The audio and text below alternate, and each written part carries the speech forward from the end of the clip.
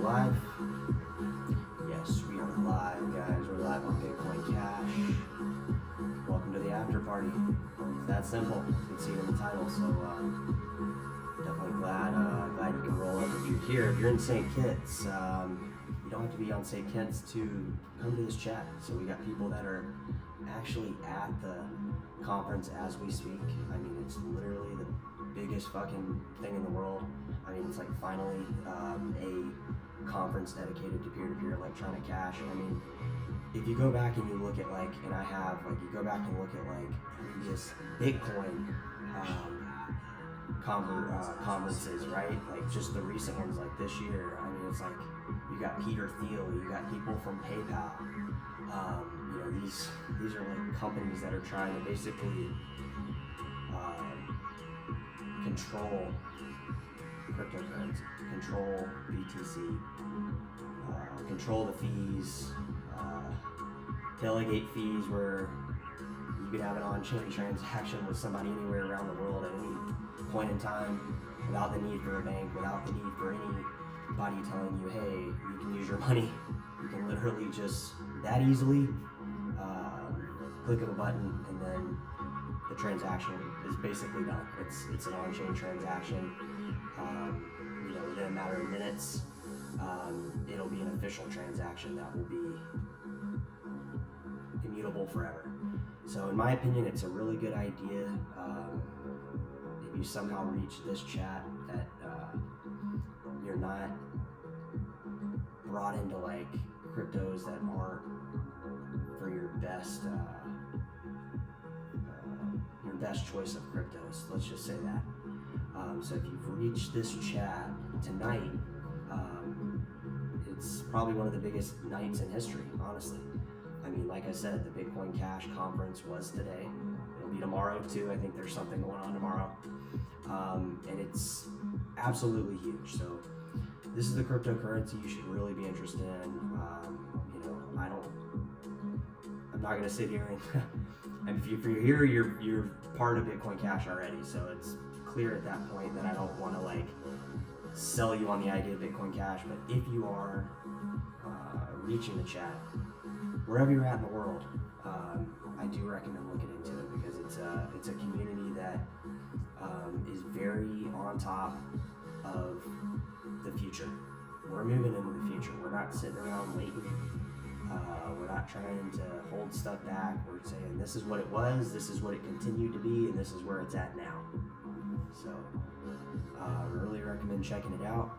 And you know, just a big shout out to anybody who's down there. And I mean, I actually wrote down some stuff tonight, guys. I actually wanted to kind of change it up, how I did the presentation tonight and the I guess essentially this after hours chat. You know, this is dedicated to Korean Boy Jay, so this is the whole reason I'm making this. He told me to do this chat, so shout out to him.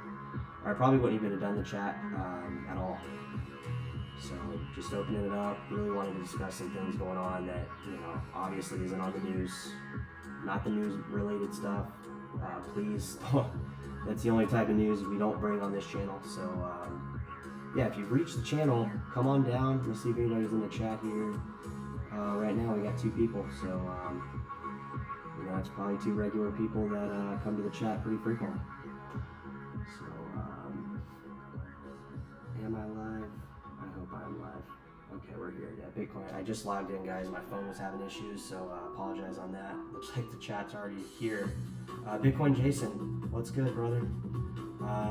Yeah, I saw you, bro. I watched the entire conference. Not every minute because I was doing stuff today, but I actually watched bits and pieces of it through the entire thing, and I'll go back and watch bits and pieces of it probably throughout the next year. Huge stuff down there, brother. So I'm so glad you're down there. Shout out to Bitcoin Jason, River Page. Hi, River Page. Thanks for coming to the chat. I can't hear you because I'm at an after party. Oh, you're at like an official after party. So yeah, Bitcoin Jason, guys, he was on, you're catching this on a rerun. He does merchant adoption out in Australia. And, you know, people like I said, the Bitcoin conference this year had people like, every single year it gets like more people trying to make it a business. Like, somebody said that to Roger one time, like, Roger, it's not a business. Roger doesn't think it's a business. Look at this conference. Look at the people down in Bitcoin Cash. Look at the people that are actually supporting crypto in a real sense, that have like been there for a while, and give it a break. So it's one of the biggest nights in history, guys. So shout out to ₚ😚🐺ₛ. He's in this chat while at a after hours party for I guess it's the Bitcoin conference after party. I'm sure they have an official one, so I'm sure Mr. Sunny probably has created some kind of badass after party. So just a general shout out to ₚ😚🐺ₛ, Sunny, Roger Veer. I saw Ryan Griffith there as well, and I did see Jeremy's shirt, the Bitcoin podcast, which I thought was really catchy, that he was sitting right there in the middle, and he happened to have that shirt on. So just a shout out to everybody in the community. I mean, what a freaking like real meetup, like finally like a real like it was awesome. I seriously woke up and watched it, and just watched it throughout the day. ₚ😚🐺ₛ was on it. There was just a lot of good people on it, and it didn't sound like people were trying to sell you on the idea of crypto, which that's what really stood out to me. That was the most interesting part about the entire conference, was that people weren't trying to sell you on, hey, this is what it is, and this is what we're going to do with it. It's like, no, this is what it is, this is what it has been, this is what it should have been, and this is just what's going on with it in this moment. In this moment, it's not all these far-fetched ideas, or were people asking questions like, well, what is it going to be, if you do this or do that? But it's like, it's what it is. People are building out a payment system for the entire world to use that's going to be on-chain. You don't have to have the need for, I don't want to sell you on the idea, guys. That's not the purpose of this after party. That's not the purpose of this chat, ever. If you reach this chat, though, and you don't know about crypto, I just recommend you look into Bitcoin Cash. Just give it a shot. Don't read any automated algorithm news reports on where the price is at. Like, actually look into it. Go back and look at the history of Bitcoin. 99bitcoins.com will give you a great idea of events that happened with Bitcoin. I wouldn't recommend it.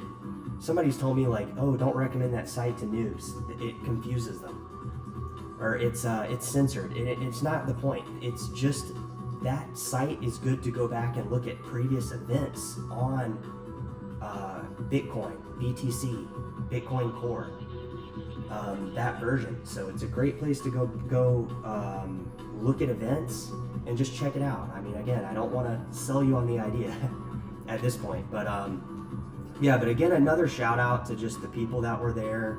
Roger, Sunny, Ryan, ₚ😚🐺ₛ, Jeremy, just the entire crew that was down there. And I think Sunny, has kind of been the guy behind creating the ability to throw this conference. And extra shout outs to him.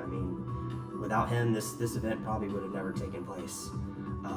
And it's really kind of the next level, because it had some key people that are like all around the world, like figures that are all around the world, in different geographical locations. And that's really kind of the idea, right? Like, it's like we're starting in these little groups, and it's expanding, and this, that, and the other.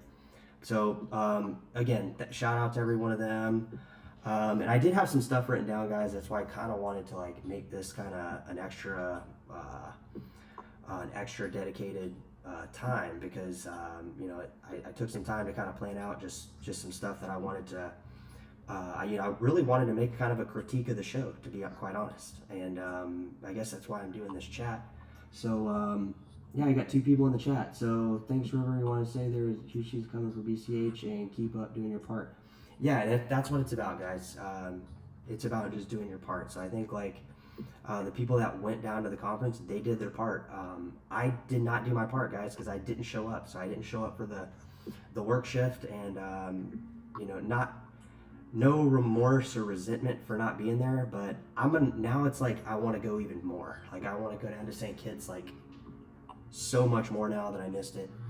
And like I want to get a citizenship with it, and I'm like super stoked about pretty much everything that was said at the conference, including what you were talking about, ℚ𝕚𝕚𝕚𝕚 and Ryan Griffith. I mean, you know, these are two merchant people that are just, you know, we're doing the damn thing. We're getting it done.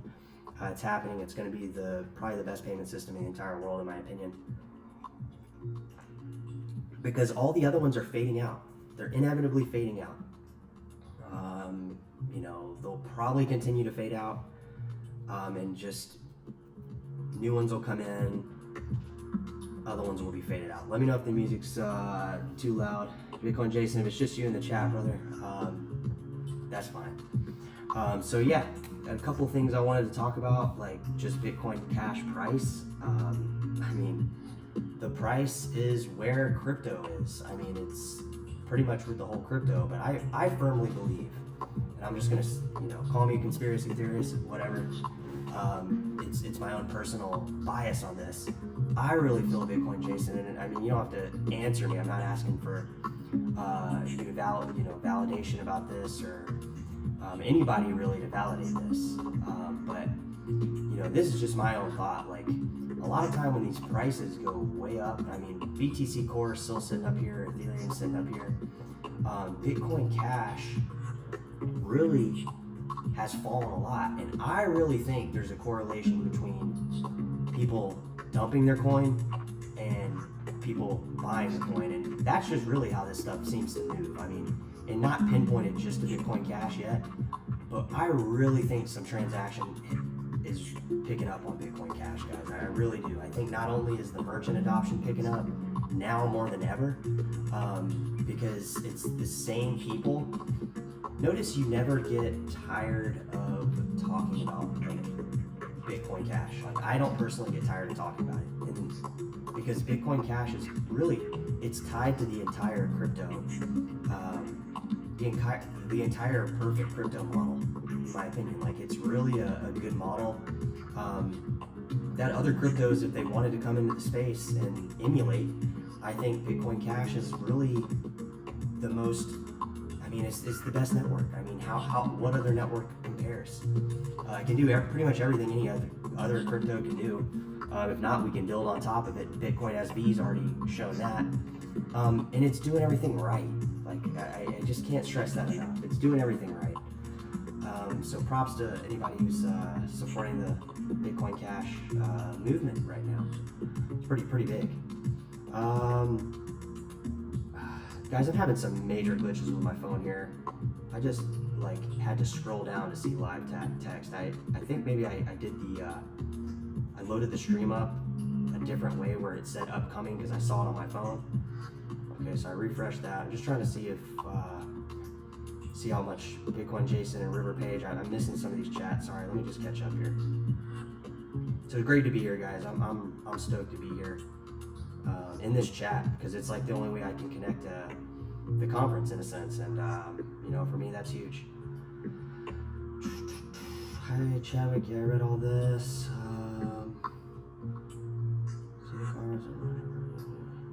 Yeah, Bitcoin Jason just said it. And if you're catching here, guys, like, watch, you know, if you're catching this on a rerun, doesn't look like there's anybody in the chat, but nonetheless, you gotta watch the Bitcoin Cash conference, guys. It'll really open your eyes to what crypto, what the real movement of crypto is, in my opinion, in it.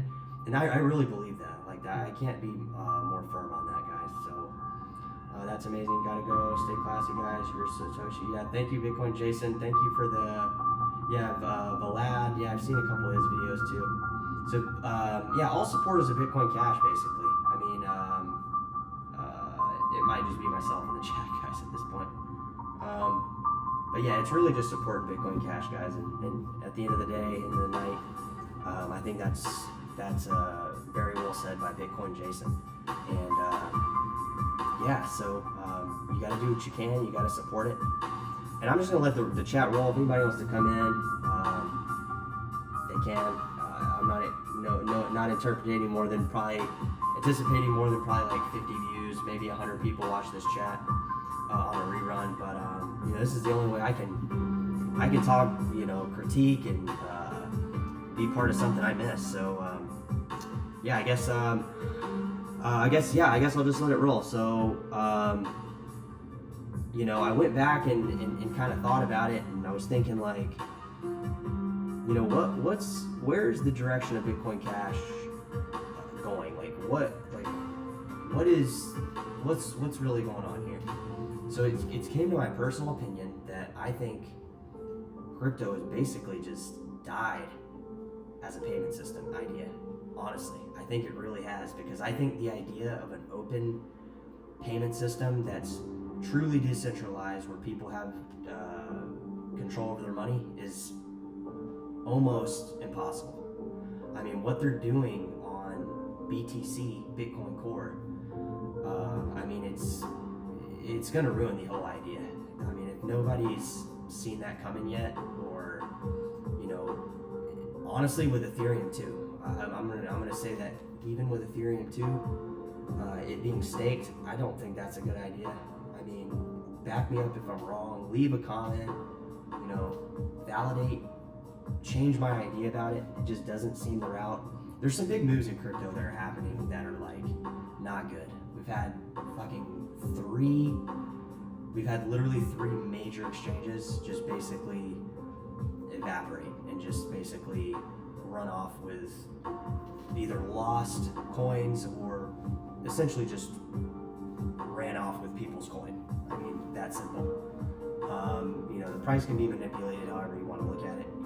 I'm not going to get into that, but I really think that Bitcoin Cash is literally one of the only models that fits the criteria to actually have a shot at this thing, honestly, at this point. I know there's a lot of things going on. I'm not saying crypto's gonna, go south or anything like that. I'm also not gonna say that I think crypto isn't gonna explode. I'm just saying the idea of the true idea of payments, the real vision of payments, the original Bitcoin that exists on Bitcoin Cash, like that vision, it seems like it's very, very close to not being a reality, at least in my opinion. The exchanges are basically robbing people's coins. People coming into the space still don't understand that. They don't understand the true nature of people just walking off with major amounts of coin. And the exchanges are doing that, I think. I don't think there's any way to justify it other than saying a lot of them are gambling with their deposits, or they're playing a bank, and that's not what the idea was of this stuff. So it's my personal opinion that the idea of peer-to-peer cash only exists on Bitcoin Cash. I don't think that there's going to be a chance to do it it's just the only one that really fits that profile. There's too many problems on every other chain. I mean, every chain has problems. Bitcoin SV has problems. Core has problems. Ethereum has problems. All of them are, they're on the verge of a major meltdown, in my personal opinion. And this crypto shit is literally, I'm telling you, it's still, the value's still there. It's just being sloshed around and sloshed around and sloshed around. Nobody knows the true value of crypto. Nobody does. There's no value of somebody knowing how much crypto's really worth, other than probably major bag holders, major stakeholders in some of these proof of stakes or proof of work, mind you. The miners, the list goes on, guys. You can literally think of probably endless reasons on how sketch most of the crypto community really is. So I think all that money's it's gonna have to be tied back to something, and it's either gonna go in the wrong place, like Core. I'm not gonna say Ripple. I'm just not gonna say it. Litecoin's not as.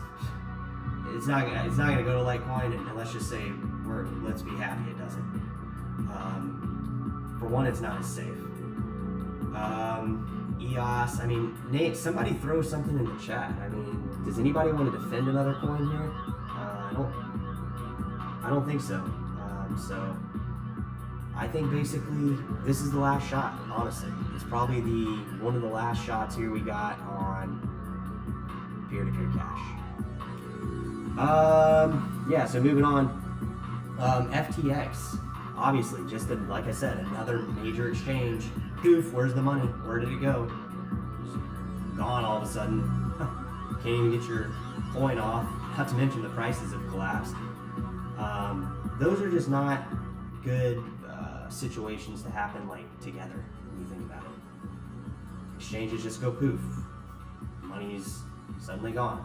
You can't get your deposit out, you can't get your coin while the price is tanking. I don't know. Seems a little fishy. So, and Sam Friedman, who I think kind of came out of nowhere. Guys, I recommend you guys watch a YouTube channel. I should have put it in the chat, but I'd already uploaded. I tried to actually. What's his name? I gotta check it out, guys. Hold on. I wanna make sure I give you the right name here.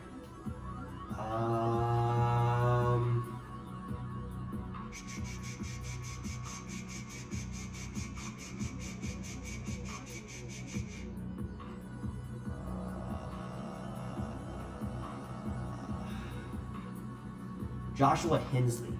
Check out his chat. Just give it a shot. He's not real biased on any coins, so just give it a shot, guys. I think this guy's got some really good points on crypto. So just check his site out. So where was I going with this stuff? Yeah, so he had a good point on his chat. That guy kind of came out of nowhere, like Sam Bankman-Fried. I don't ever remember hearing about this guy. Who is this guy? Where did he come from? So we've had a lot of stuff, guys. Think about it. We've had the exchanges all sour. Like I said, you had how many exchanges, guys? You had Voyager, you had FTX. I mean, the list goes on. I mean, it goes on for years. You go all the way back to Mt. Gox. Hacks on Bitfinex, Qcoin. I mean, what exchange hasn't been hacked? I mean, when you think about it, because one exchange will go offline and then another one will go online. I mean, you have like Coin Tiger. All these exchanges are just hit BTC. Some are online sometimes they're not. I mean, you can't get your money out. I mean, what's going on? It just seems like a pile of horse shit, honestly. So my point is, back to the price. I'm tying this all into the price of Bitcoin Cash right here, because what I'm trying to say, all these coins, all these exchanges that go poof, I mean, where does the money go? Where does it go? Go into stable coins, they print stable coins, they're constantly printing Tether, constantly printing all sorts of stable coins. The whole thing's really a mess, really.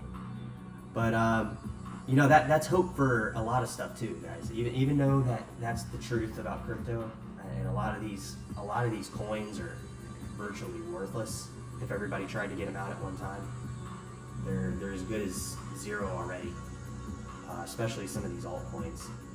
But that's the beauty of crypto, is nobody knows that. That might be the truth for most asset classes, but people start selling these coins. I dare you to dump your coin. I dare you to accumulate a lot of an altcoin on this top. We'll just say top 100. I dare you to get a bag of like $100,000 worth of compound, or $100,000 US dollars worth of maker, and then try dumping that when you think you're ready to dump that bag of crypto on somebody else. Try to sell it and see what happens. See if you don't have maybe a thought or a moment where you're like, uh-oh, that wasn't a good idea, because now it went up 3,000%. It went up 2,000%. It went down 97%. Look at this shit coin, Solana. Thing's tanked. This thing's like worth like $12 now. It was at like 250. There's a couple other ones too that did these jumps. So this whole thing's inflated, big time. The real value of this stuff could be, in my opinion, a lot more than $1 trillion, because this is a technology that moves like no other asset class known to man, and that's just the fact. Nothing moves like this. There's not any. You can't even invest in anything else that's like crypto. Crypto is the only one. So you got all these coins. They're all moving around. Price. None of these prices really matter because people are holding, people are selling, people are transacting. The only prices that really matter are where the transactions are happening on these chains. Big movements where like a bunch of money's moving around. That's when they shoot up and go up like, you know, anywhere from 7, 8, 1,600, 2,500%. And I think these are real small moves. I think some of these moves here, I mean, we've looked at this project a dozen times on this channel, guys. Waves. I mean, what happened here? You know, we were at $60. We saw this thing take off. I mean, this isn't a pump and dump. This is crypto, and this is how it moves. So, you tell me, what happened here? We watched this whole thing. We started watching at $12, went all the way up to $60, and look, it came all the way down to $2. $2. All right. So yeah, you know that's crypto. You can either deny it or try to speculate on it, but you won't beat it. Don't think you'll beat the trade. If you have a big trade and you're trying to execute it on just like a little cell phone or a computer, I just don't think you're gonna do it, honestly. So I hate to bust your bubble. See if I can see if anybody's in this chat. Not one person, but the chat must go on. So graveyard hour, I guess. Nobody's watching the chat, but it's a big day down there in St. Kitts, so you know, I'm not expecting anybody to get on my chat and come here. But this is the after party, guys, so I'm throwing it down. Even if there's a real after party, you know, this is the one that's not in St. Kitts. This is the internet. I'm out here. I'm doing this damn after party. So show up if you got time. Love to have you here. So yeah, FTX. This guy came out of nowhere. You know, this guy came out of nowhere. His exchange basically goes to nowhere. Just another one of these BS exchanges, just walking off with people's money. I mean, literally. If they didn't walk off with it now, they walked off with it, you know, months, years ago. I don't even know how long FTX is. It's connected to a lot of stuff, though, guys. Some real interesting stuff that happened on there. Binance Coin. I mean, did anybody see it? Did anybody see Binance Coin pumping massively on FTX? Love to find some clarity there. So yeah, throw it in the chat, throw me a comment.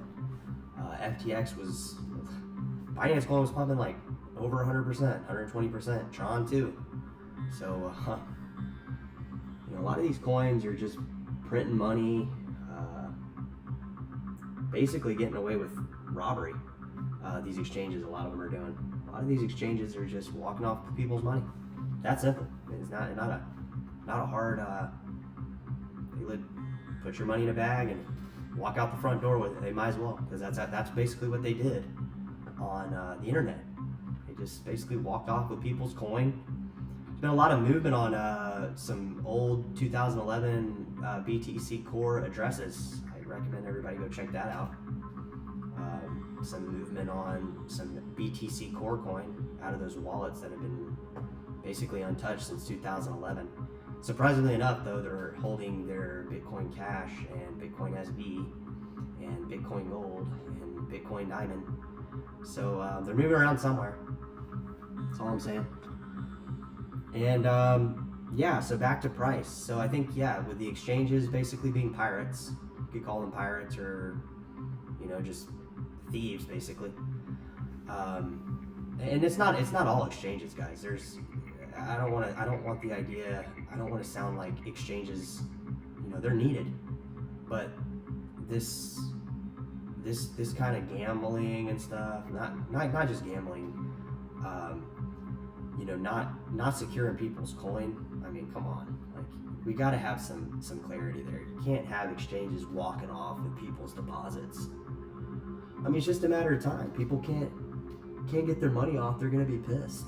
They're gonna be mad about crypto, and there needs to be more education about like how to put your money in a safe place. I mean, right now, it doesn't matter. Nobody could get, even if they got my cell phone, even if they got my computer, even if they broke into my house, nobody's getting my fucking money. There's no way.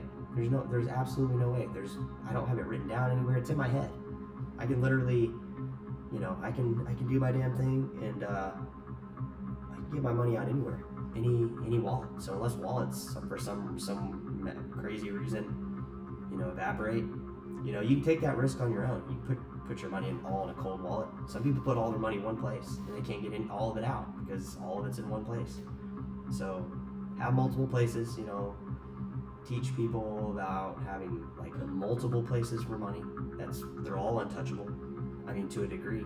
I mean, who knows? In the next 20 years, there might be a way to, I mean, not even 20 years, guys. It could be less. There could be ways. There could be quantum computers that could literally, you think your private keys are safe. At that point, I mean, who knows? Drop it in the chat. I'm here to learn. But yeah, so Binance Coin, a lot of coins, Tron, these coins were all pumping on FTX, all of them, over 100%. Go back and look at it, and honestly, FTX really is connected to a lot of stuff. It's even connected to one of my wallets. So if you buy crypto from that wallet, you get it sent. Yeah, you have to go through an additional screening process, and it's kind of a different thing. But my point is that's a major exchange that was providing liquidity. Maybe that shouldn't have been doing it. Like, if you can't guarantee people's coin, like, on the network, like, we're gonna have a problem letting you do business as an exchange. So drop it in the chat. I don't know if anybody agrees with me. Maybe I'm just anti-exchange, but I think they're needed. But I think there needs to be more. If Binance can do it, I think other exchanges should be held accountable to do the same thing. If Binance can do it, I mean, they've had issues. They've been hacked. Their chain's been hacked. There's been issues. There's been vulnerabilities. But at the end of the day, if you can't get your money out from exchange, that's a problem. So the clarity around that, I think, needs to be highly, highly taken a lot more serious than it is, because it's not taken serious now. And it's a shame, because people lose money, and they don't even know why they lost money. All they know is they lost money. So there needs to be more teaching behind that, and it should be taught on the exchange, like, too. Like, if there's vulnerabilities in the exchange, like, let them know when they're coming in and say, hey, we might go down at any point. We might walk off with your money. Do you want to put your money here? So it's robbery, guys. So it's pretty serious. I mean, I've had exchange basically take my money. So you learn about all this stuff. Whatever. It's not the end of the world. It moves on. So you basically do what you can. So yeah, what else we got here? So yeah, the entire Bitcoin Cash conference was streamed for free, completely free, guys. You can literally watch it, and I think really the fact that it was online, who knows if they do one next year, who knows how big it could be. If they do one 5 years from now, I mean, it was a good conference in the sense of it felt and looked like an old, not an old, I don't mean it in a negative way, but like an older, more mature mindset than the Bitcoin core. I mean, even though you have people like PayPal, like I said, Peter Thiel, I felt like when you watched his, it felt like like he's selling you on the idea of, oh, we want you to do your Bitcoin transaction like this. Shouldn't it be like you're free to do whatever Bitcoin transactions however you want? How about that? Doesn't that sound like a lot more like, aren't you able to do your Bitcoin transactions any way you want? Whether it's privately, whether it's however you want to do them. I don't know. It doesn't matter. But what does matter is he's trying to sell you on the idea, you're going to do your Bitcoin transactions like this, using this network, using this dApp, using our software, our implementation of BTC or Bitcoin, whatever. It seems like a bunch of crap, honestly. And I recommend anybody that's new to crypto, like I said, if you somehow reach this chat magically, go look at the two conferences. I mean, I think you'll see a definite difference in the approach. And the approach is big for me. I mean, that's pretty much 90%, 95% of it. I mean, price, to me, price is, I mean, it's gone up with crypto, but it's not, if we're looking at just Bitcoin Cash, like, price isn't everything. Price will come with more people using the transactions, more transactions on chain, more use cases and all that crap. So, all that stuff moves forward on Bitcoin Cash. I mean, if we open this up to the internet and make people, if it wasn't being censored and held back, it would be so much bigger at this point. I mean, it would already be, people would be ditching their traditional bank accounts. People would be like, they would be over, the whole banking system if people just took the time to understand what it really was. I don't know if that's going to happen anytime soon. Honestly, I mean, I hate to be a Debbie Downer about it, and I'm not trying to be negative about it. I'm just saying we have so much censorship, even from other coins. I feel like not even like Elon Musk saying Dogecoin go to the moon. Like, what? Like, what are we doing here? We're just trying to send this little thing to the moon. I mean, he's not. Is he testing transactions? Is he like testing how it scales? Is he testing the security of it? Maybe he is. It just needs to be the only clarity that I see in regards to something that's trying to be truly decentralized, truly empowering the individual is this coin right here. I don't see any other coin trying to do it. At least they're not pushing it. They might be trying to, do cool things, and I get all that. But a lot of cryptos are, one and the same. ERC20 tokens, a lot of them are just the fucking same coin, basically. They're basically the same coin. And in my opinion, that's just really boring. I mean, is that really what we need? But yeah, drop it in the chat, throw in a comment. It looks like nobody's here, so it doesn't really matter. It's just basically me yapping at this point. But yeah, a lot of these coins, like VeChain, some of these are just, whatever. I mean, if people want to back these communities, I just don't feel like they're that big of communities. It's just like pump and dump people coming in to, hold a coin for a bit. There's not really any stability in any of this stuff. I mean, honestly, if we go past 100, we're looking at even less. I mean, you got like Voyager coin. I mean, this coin pumped. This exchange went poof. And then it got, different things happen afterwards. These things get restructured and the money gets returned at a later point. It's worth like nothing the amount that it was. Just dumb shit like that. You got old chains here like Ant shares, rebranding themselves as other coins. So a lot of cool stuff happens too. It's not all bad. I don't want anybody on this chat to think I'm Debbie Downer on crypto just because I didn't go to the Bitcoin Cash conference.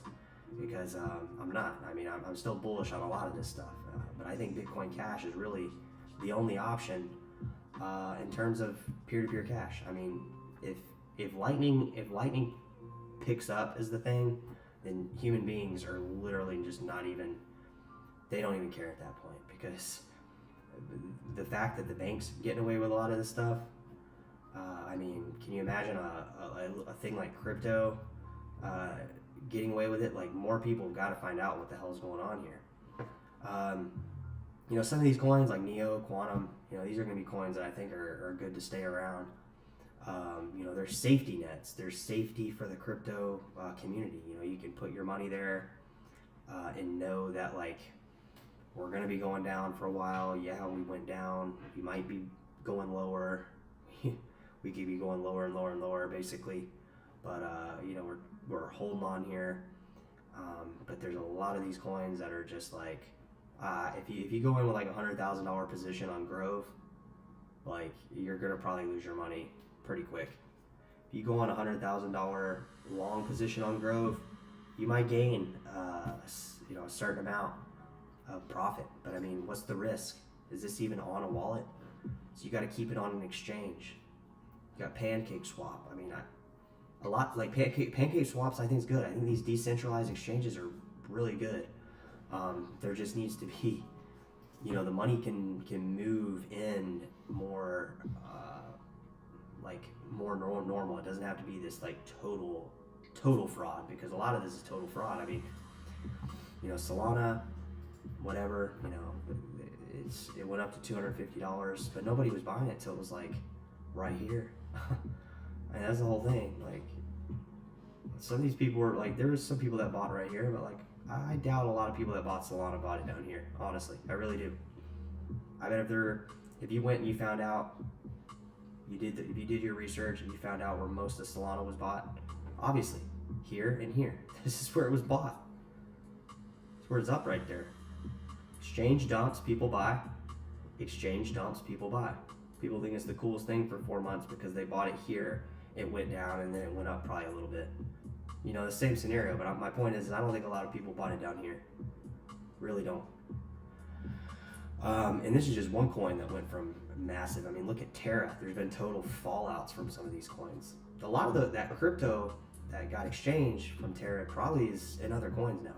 I mean, honestly, this network went down. All these coins plummeted. A lot of that Terra money went into a lot of these coins.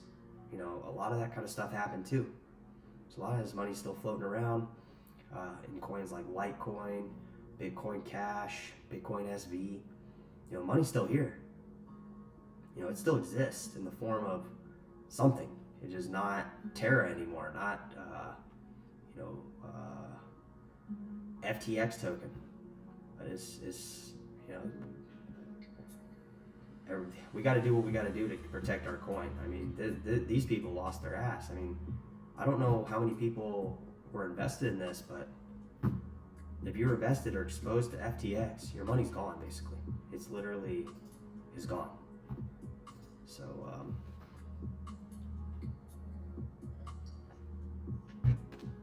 just have a moment of silence to address that loss, because I mean, it's a big amount of money for people to lose. And I mean, there's been billionaires that promote some of these coins, like what's that guy's name? The dude with the shaved head, billionaire guy, lunatic. Luna went down, people lost, everything. I mean, so yeah, I mean, these exchanges could just freaking disappear all of a sudden, and they really just walk off with people's money, or they lost it way back here and walked off with it. They could have walked off with their money way back here, and then people don't even know it. That's the thing, is like, FTX could have lost everybody's money like right here, and nobody even knows it. They were still in it all the way till here. They never took their money off the exchange, or never tried until here. So, they put all their money here, basically walks off with their money, and or his team did. I mean, it's not solely him. Maybe it was. Maybe he had nothing to do with it. Honestly, you never know. He might have to be covering up for his exchange because he's the face of the place. Honestly, so you don't know. I mean, nobody knows. I don't know that he walked off with people's money. I'm just saying somebody did. I mean, somebody in the exchange did, or they fucked up big time, because their money, they walked off with it right here in between this area right here. And when everybody tried to get it out, well, guess what?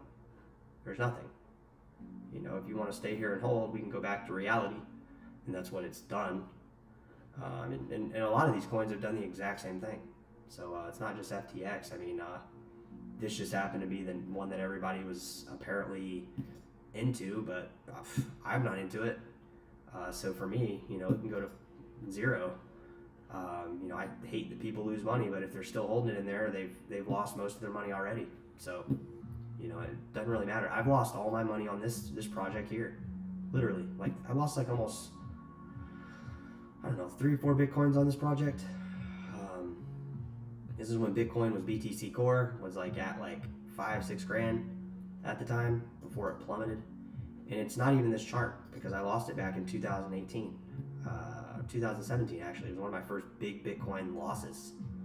That just, you know, whatever. I mean, you learn, whatever. See, it only goes back here, but so yeah, it happened. I mean, you just have these exchanges basically, and a lot of these coins are just exchanges because they're just markets. They're just markets that exist either independently or on a separate, you know, like a third-party exchange like Binance or something like that. So yeah, I think I bought like under $1. Honestly, I want to say I bought it like 60 cents, but I don't see it dipping that low. But it was under $1. I remember that, and then it like went up and went back right back down, which crypto pretty much does all the time.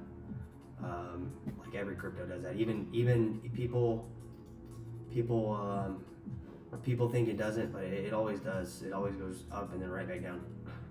But it's like massive. It's like 10x jump from the bottom right here all the way to the top.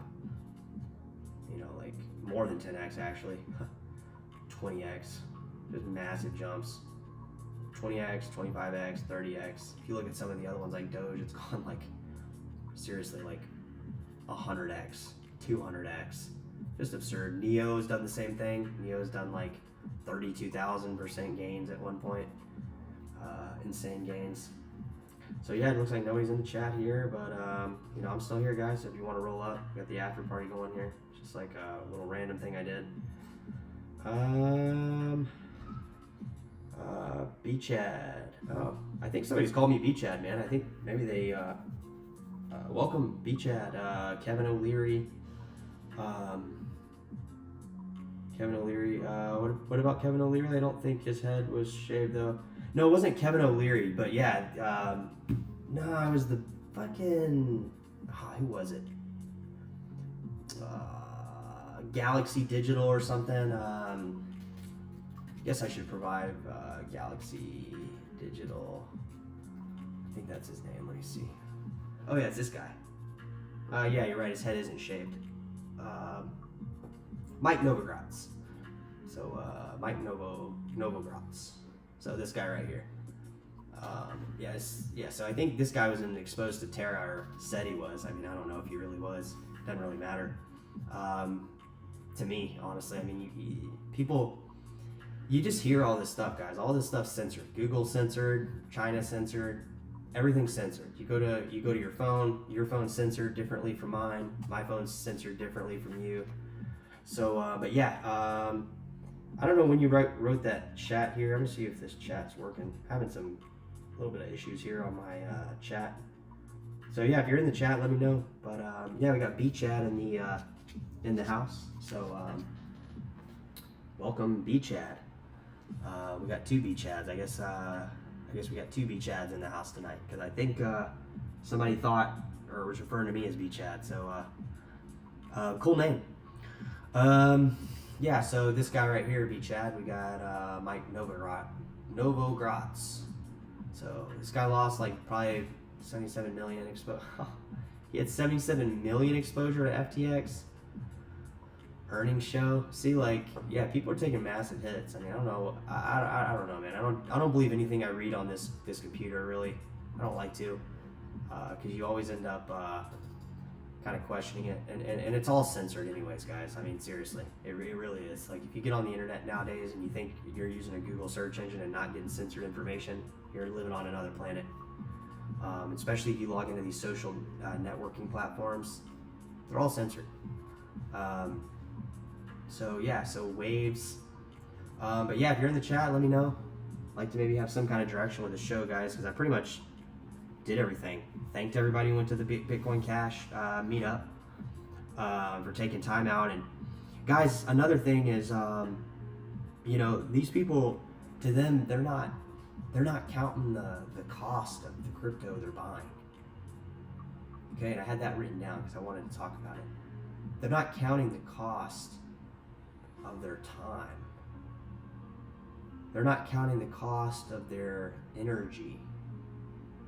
They're not counting the cost of their financial situation. Successful people don't count the cost. They count the worth. Is it worth it for me to do what I'm doing right now and exerting my energy towards something that I think will be beneficial for mankind? Is it worth me telling someone, because we know it's something good for mankind to future better human beings on the earth, and we know the price is inevitably going to go up, that's going to excite more people about it, but really the underlying cause is to better everybody on planet earth. It's worth it. It's not counting the cost, you count the worth. So yes, it is worth it. I had that written down. I wanted to say that. That's it. What else on here? See if I gone through. Yeah, so support to everybody who went there, and just general developers, thank you as well. I have that written down because I thought about it after I was writing something else. So yeah, the whole thing's free. So you know, Roger Beer put that thing on there. Thank you, Roger, for putting the thing on there live. Literally, I mean, it's, you know, so good that we were able to just have just a live video, not recorded and edited and, you know, tinkered with, live. Thank you, Roger. Conclusion. Yeah, it seems like a good choice, right? I mean, that's pretty much it, guys. I mean, it seems like the best choice for crypto. We can drag it on all night if you're in the chat. B-Chad, you're here. We can drag it on all night. So, did you go to the conference down there in St. Kitts and Nevis? Are you a temporary ℚ𝕚𝕚𝕚 or whatever Roger Veer was saying, ℚ somebody, just a local of St. Kitts, but it's like, yeah, you never hear of this country. You never, like, I heard about it a long time ago, just because my dad was always talking about, like, you know, I guess there was some movement in property back then, you know, where people were buying, Americans were buying places in Costa Rica and St. Kitts and Nevis, and it probably was a good idea, but so I heard of St. Kitts a long time ago, but it was funny hearing Roger say ℚ because it's just like, you never hear that. You hear Canadians, you hear, you know, Mexicans, you hear Europeans, Asians. I mean, you hear all these names, but you don't ever hear ℚ and ℚ. So yeah, thank you to everybody that lives down there, the locals down there that are supporting this stuff. I mean, the local community down there really is a big part of it too. So yeah, I also have written on here, I talked about it a little earlier. I dare you to dump your coin. I really do. I really dare you to dump your coin. Go ahead and put your life savings into something like Cardano, Tron, Tether, Bitcoin Cash, EOS, any decently reputable coin. Let's just say that. I'm not saying this to really do it, obviously. Then you go to sell it, you're gonna lose your money. Period. It's just gonna happen. So yeah, I think if you buy coins, like some of these coins if you buy right now, you put I would say like anywhere from 30 or 40,000 USD, you're probably gonna lose your money pretty fast. It'll go back up, but it's gonna be, you know, all these are timed. Like even the wallet tokens. I mean, there's so many wallet tokens now. Look at this one, 20% up. I mean, seriously, look at this. Trust wallet token. So the Trust wallet has their own token. It's traded on Binance. You can get money out. You can get money out on P2P, B2B, Dcoin, Qcoin, CoinTiger. I wonder if BTC supports this stuff. PancakeSwap. So even these decentralized exchanges, I don't know if they've paused withdrawals or whatnot, or this says 0. So my point is like, you even have wallets. What's really cool is some of these wallet companies even have stocks too, like Exodus, the movement stock on over the counter. I mean, it's pretty cool stuff, guys. Pretty damn cool.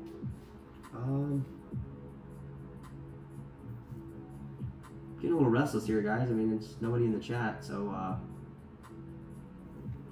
we got B chat here. Did you go down to St. Kitts at all, or were you down there in the beautiful island of St. Kitts and Nevis? Oh no, I watched the stream all day. Yeah, I probably watched like 3 or 4 hours of it, like off and on as I was driving around, and it was good. It was really good. It was a good chat. I mean, it was a lot of information. It was a lot of real vibes. I mean, if you were there, it probably felt real, because it's probably the realest thing in crypto, honestly, at this point.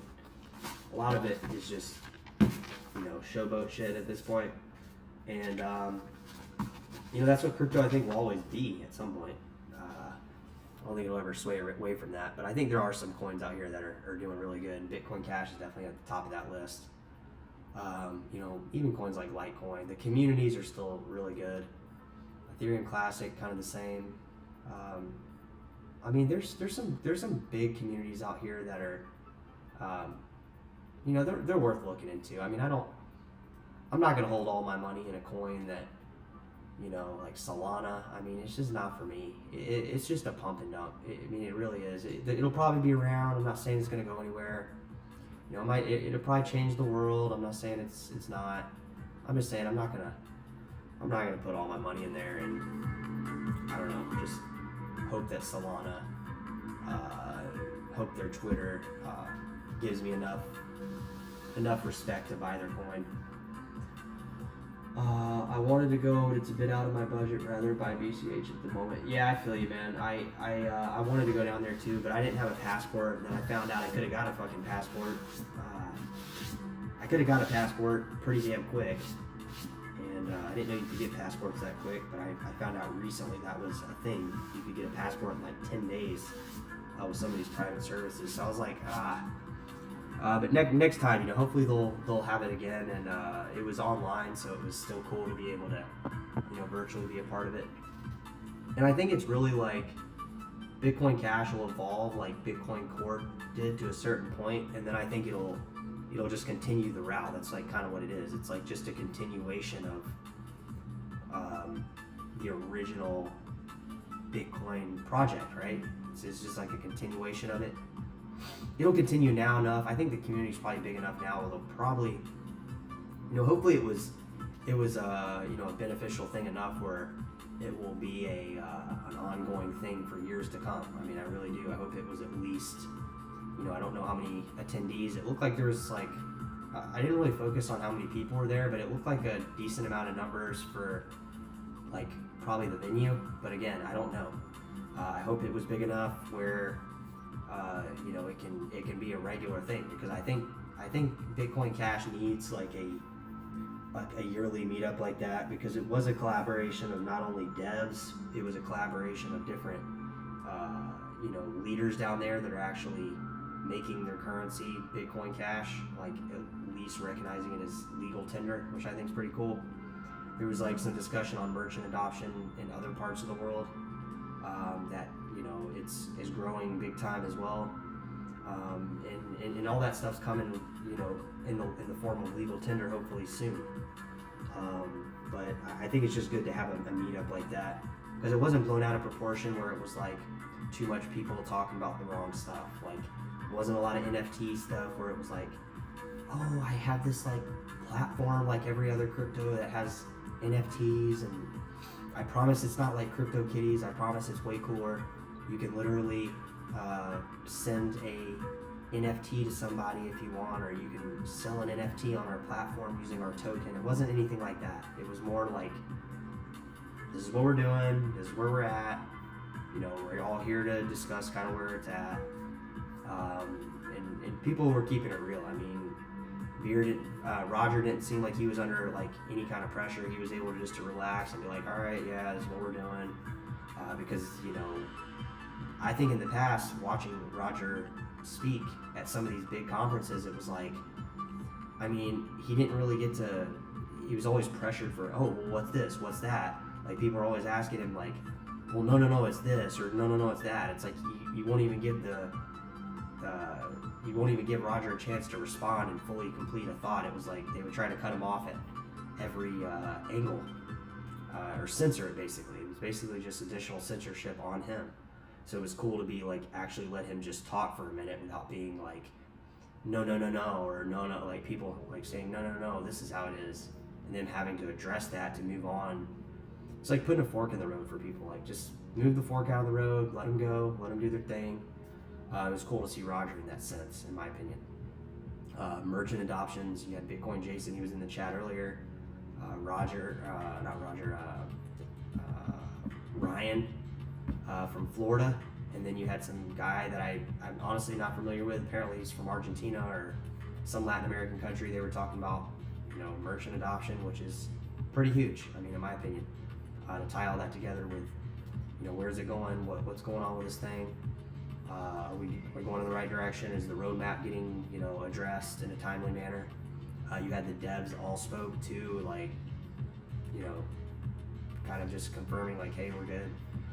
And then you had, city officials asking questions like, well, what do we do here? What do we do there? And they were like valid questions for probably what they had to report back to. Like, who knows who those people are there? They might be leaders from the country, diplomats from other country, wanting to report back to like, hey, this is how we're going to structure this stuff and write it into our monetary policy, that kind of thing. So it was like a whole collaboration of that. I don't think you're going to see any of that stuff that happened on Bitcoin Cash conference at a Bitcoin conference anymore. I don't think it'd be like that at all. And I really recommend go back and just watch. It won't even take you 5 minutes of your time to make a comparison between any parts of any of the conferences, and see if it's for you. Yes, it'd be cool to do Miami next year. Yeah, dude, if it was in Miami, I would definitely go. I would literally drive from fucking California to Miami to go to it. I mean, I would love that. The road trip would probably be half the fun, honestly, for me. But I mean, I'd like to go to the conference too. I just, leaving my dog, man, and going to St. Kitts, I mean, it's just too much of a hassle to bring him, dude. He's just not gonna, be able to cope that long. Like, if I'm gone like that long, nobody's here. It's just me here, so he's seriously like, gonna have to go to like a kennel or something. It's just overwhelming. It's not really for me. I mean, I could have probably made it work, even though I'd rather be budget friendly and not be spending the extra funds, just because it's I gotta go down there and I gotta it's a lot of money. Got a lot of stuff going on here, but the main part is you don't want to leave sometimes you just don't want to leave your dog, man. I mean, if you really, my dog's really, pretty important. I don't want him to be, sitting here, panicked, like, oh my God, like panicking for 4 days. Yeah, Roger, yeah, so thanks for confirming that. I mean, Roger seemed chill. He was just able to talk about what he wanted to talk about. It wasn't like, oh, Roger, blah, blah, blah, blah, blah, blah, blah, and then him having to say something. It was just he was just talking. It was cool just to hear him not being interrupted and just talk for a few minutes. Sonny was really, really kind of the whole reason I think that the conference came together. So I mean, without him, the whole thing probably wouldn't have happened. I mentioned that earlier. Hopefully he'll be able to keep doing the Bitcoin Cash meetup. And I mean, hopefully, yeah, if it was in Miami, dude, I think that would be way better. It'd give more people an option, an incentive to go, I think. Just because St. Kitts, I mean, yeah, it's where it's all happening. It is where all the cool shit's happening in terms of but who knows? Maybe next year maybe they'll do it in Miami, or they'll do it, or maybe Ryan Griffith will organize it and help and whatever. I mean, there's endless possibilities. It could be, maybe I'll get off my ass and make one here. There could be tons of different avenues to do conferences. So,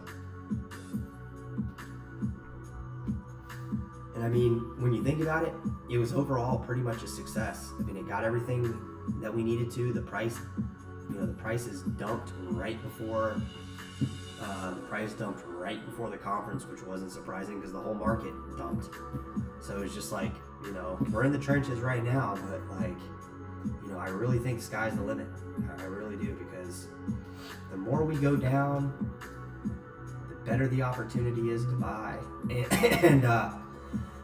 And really, this is like, if you have money to buy Bitcoin Cash right now, more power to you. Like, you're in a really good position.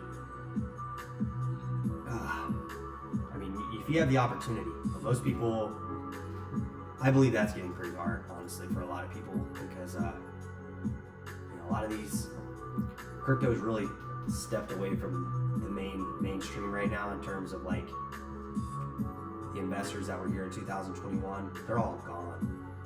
A lot of them are gone. Why? Because I ask people. I know. I mean, it's not like I'm just guessing and pulling this stuff out of my ass. I talk to people all the time, all different ages, asking their opinions about stuff, things like that. And crypto is always one of those things that I bring up. So, this is firsthand, guys. If you don't ask anybody, I do, and that's what a lot of them are saying. And it's not just one or two people. It's pretty much everybody I ask. They've seen crypto. They're mad about it. And, I've been mad about crypto, but like not like them. Like they're not back in this stuff. So they're gonna inevitably come back one way or another.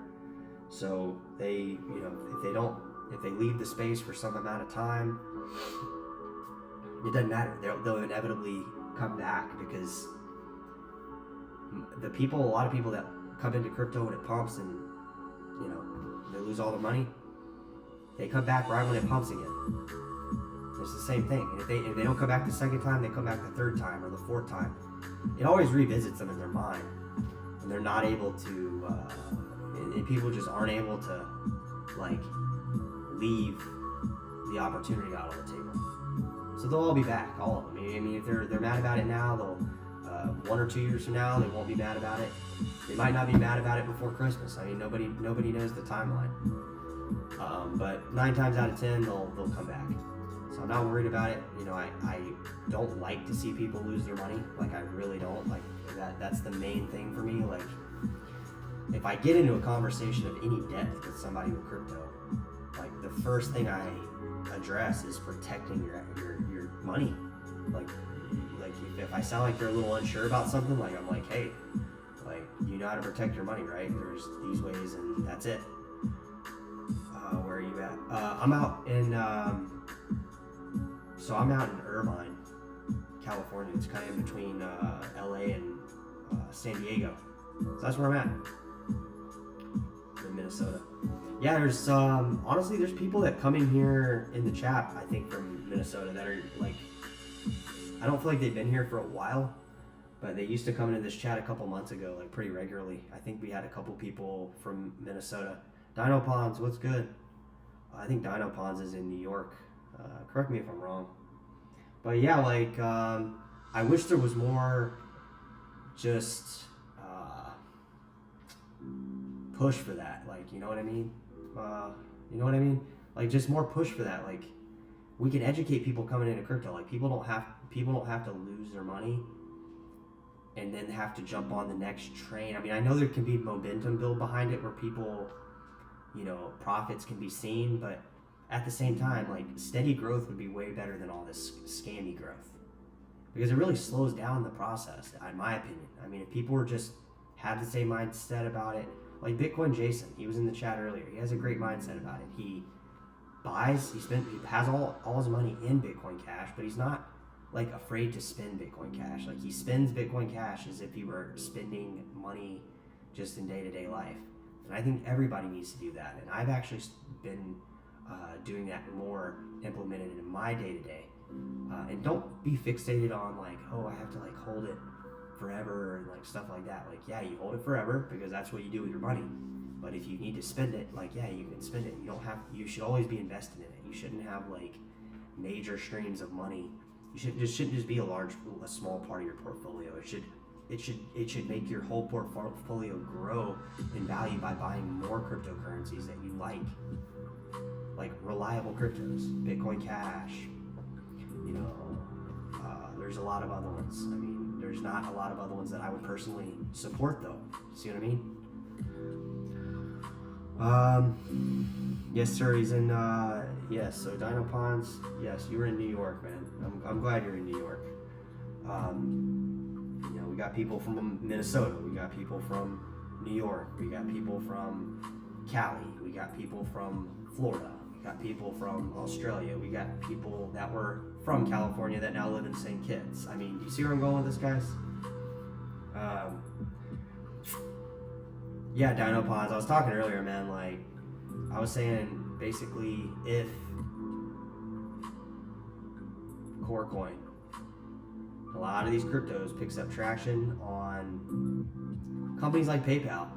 I mean, they could really drain they could kill the dream, honestly. They could try. I mean, I hope there's enough people out there that know the values behind Bitcoin that would push for I guess a Bitcoin revolution in a sense, but I feel like we've already done that here. You know, stand up to these big corporations, because I mean, in the end, it's gonna kill the idea. It might not kill the price. In fact, the price might go up, which it's already been doing since 2017.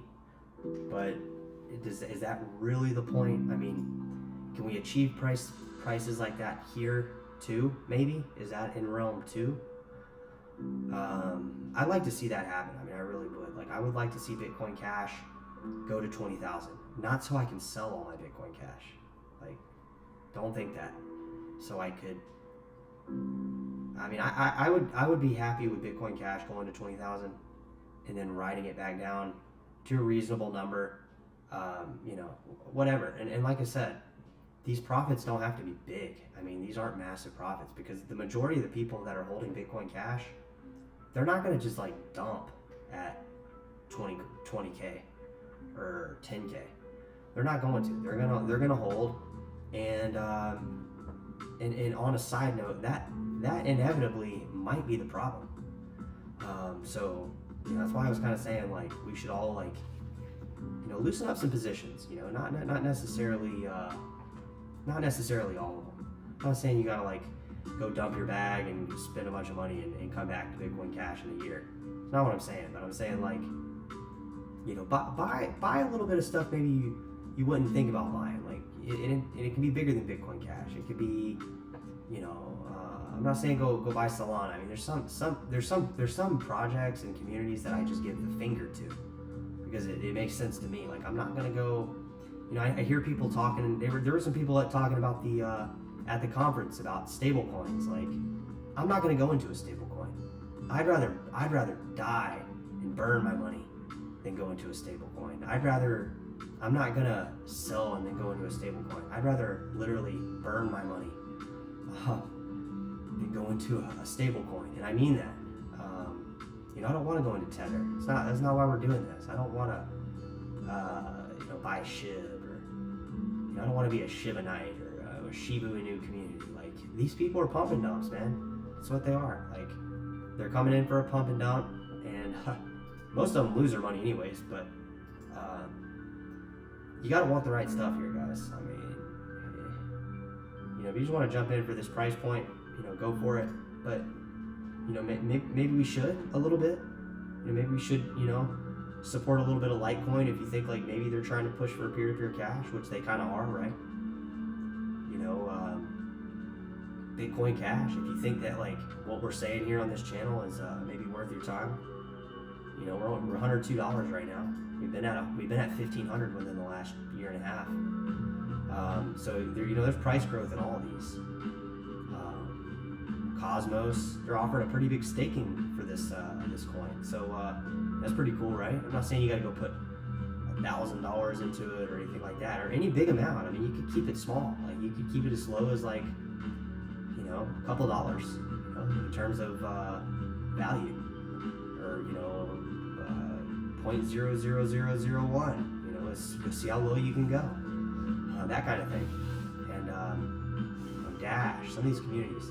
Monero. I mean, wouldn't it be cool to own a little bit of Monero? Like, you don't have to be all into Monero, but like maybe own like $10 or $15 worth of Monero. Just, you know, own some Monero. these are ideas I have about the space. I mean, they're not crazy ideas. They're just what I think. I mean, it's, buy a little bit of Zcash. Dino in the house. Yeah, he's here, man. So take advantage if you want to talk to him. He's here. Dino Pond is here, having a good conversation. So ℚ𝕗𝕗 is here too. Guys, come on down. Come on down to the live chat. I mean, like, I want to start owning some more coins, like Maker. Like, I'm not saying I got to go all in on this stuff, but like, why not? I'm a gambling man. Maybe I'll bet a little bit on Maker, or I'll bet a little bit. Like, think of this more as like, this isn't a giant casino. The casino exists on the exchanges, so people like refer to crypto as like, oh, it's this big casino, and it's just where a bunch of illegal activity happens. No, it's not. It's actually a very friendly community that values people's opinions, values people's thoughts, values people's lives, values people's worth. Like what do they, self-worth, really, not worth, but self-worth. We value all that stuff here, guys. That's what really Bitcoin was in the beginning. I mean, Satoshi probably felt really sorry that happened to everybody in 2009. I mean, it's been around for quite a while now at this point.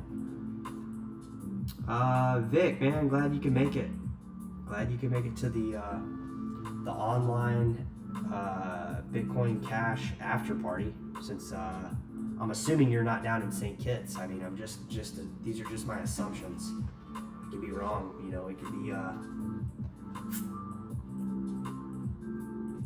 Bro, we can have a BCH meetup. You should come. Yeah, I'd have to drive though. It's not a big deal. Maybe I kind of feel like where I'm at would be a good place to have a Bitcoin Cash meetup. You think any of you guys would want to come? Come to Irvine, or the airport. The Santa Ana airport's pretty close. So I don't know if those are ideas that are in people's realm of possibility, but like, I'd like to do that here within the next year maybe. I don't treat crypto as a casino. I buy coins that I think I'm going to use. It ends up making money. It's a happy accident. Yeah, bro. I mean, yeah, you buy coins that you think are cool currencies. I mean, wouldn't you rather trust a cryptocurrency than like a US dollar? Like, the US dollar is only going to be worth $1 US, guys. And I mean, that's gone down big time over the last year. So, crypto is not the only thing that's lost its value in goods and services. I mean, look at the dollar. Look at where the dollar goes, and honestly, when the dollar starts doing these weird movements and crypto kind of runs down with it, that's when it really does the biggest jumps. We just had it today, actually. We made one monthly. Damn, dude. So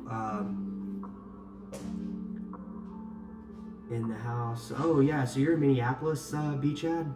I know you said Minnesota, but I didn't catch if you were in Minneapolis. Minneapolis, St. Paul. I think there's a couple cities up there that are pretty big.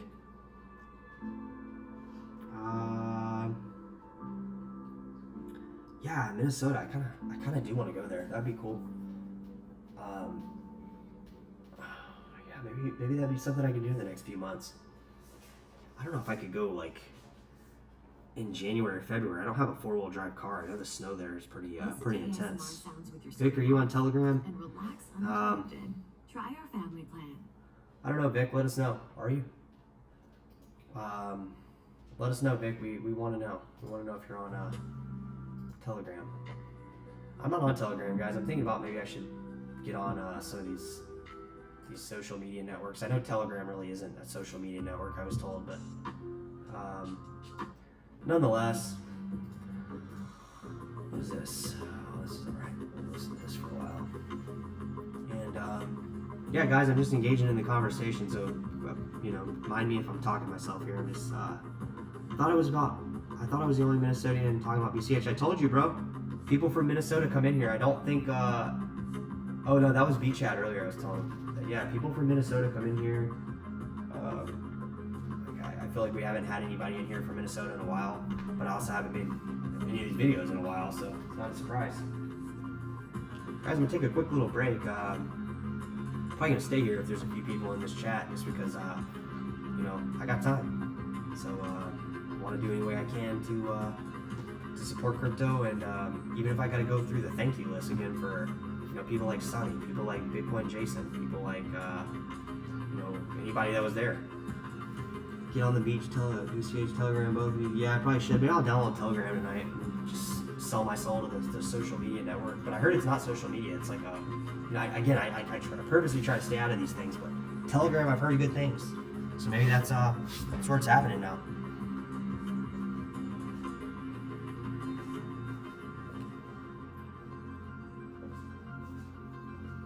I don't know if you guys like dogs, but I was talking about my dog earlier. Just want to show you guys my dog. So I don't know if you can see him, but I'm trying to angle that camera where you can. And yeah, so maybe we can try to, who knows, man? Who knows what'll happen? I think the future's brighter than ever. I think if you're optimistic about it. And Bitcoin Cash is one of those future things in my plans.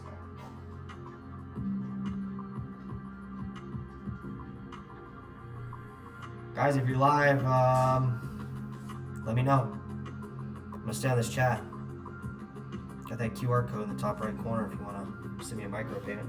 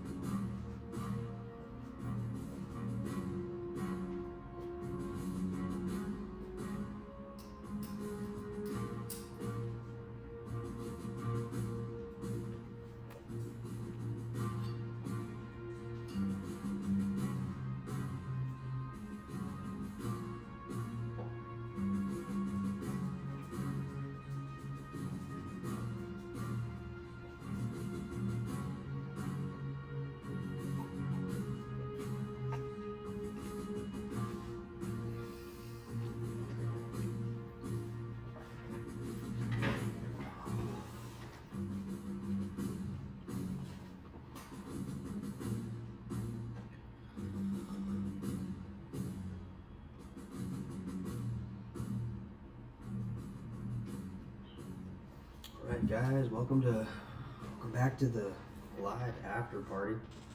We're online guys, so we got people from all over the US, usually big people from Australia, but I came on early tonight. I usually make these videos at 11, I think it's like 11 or 12, 10 or 11 or 12 California time, so I'm on here pretty early.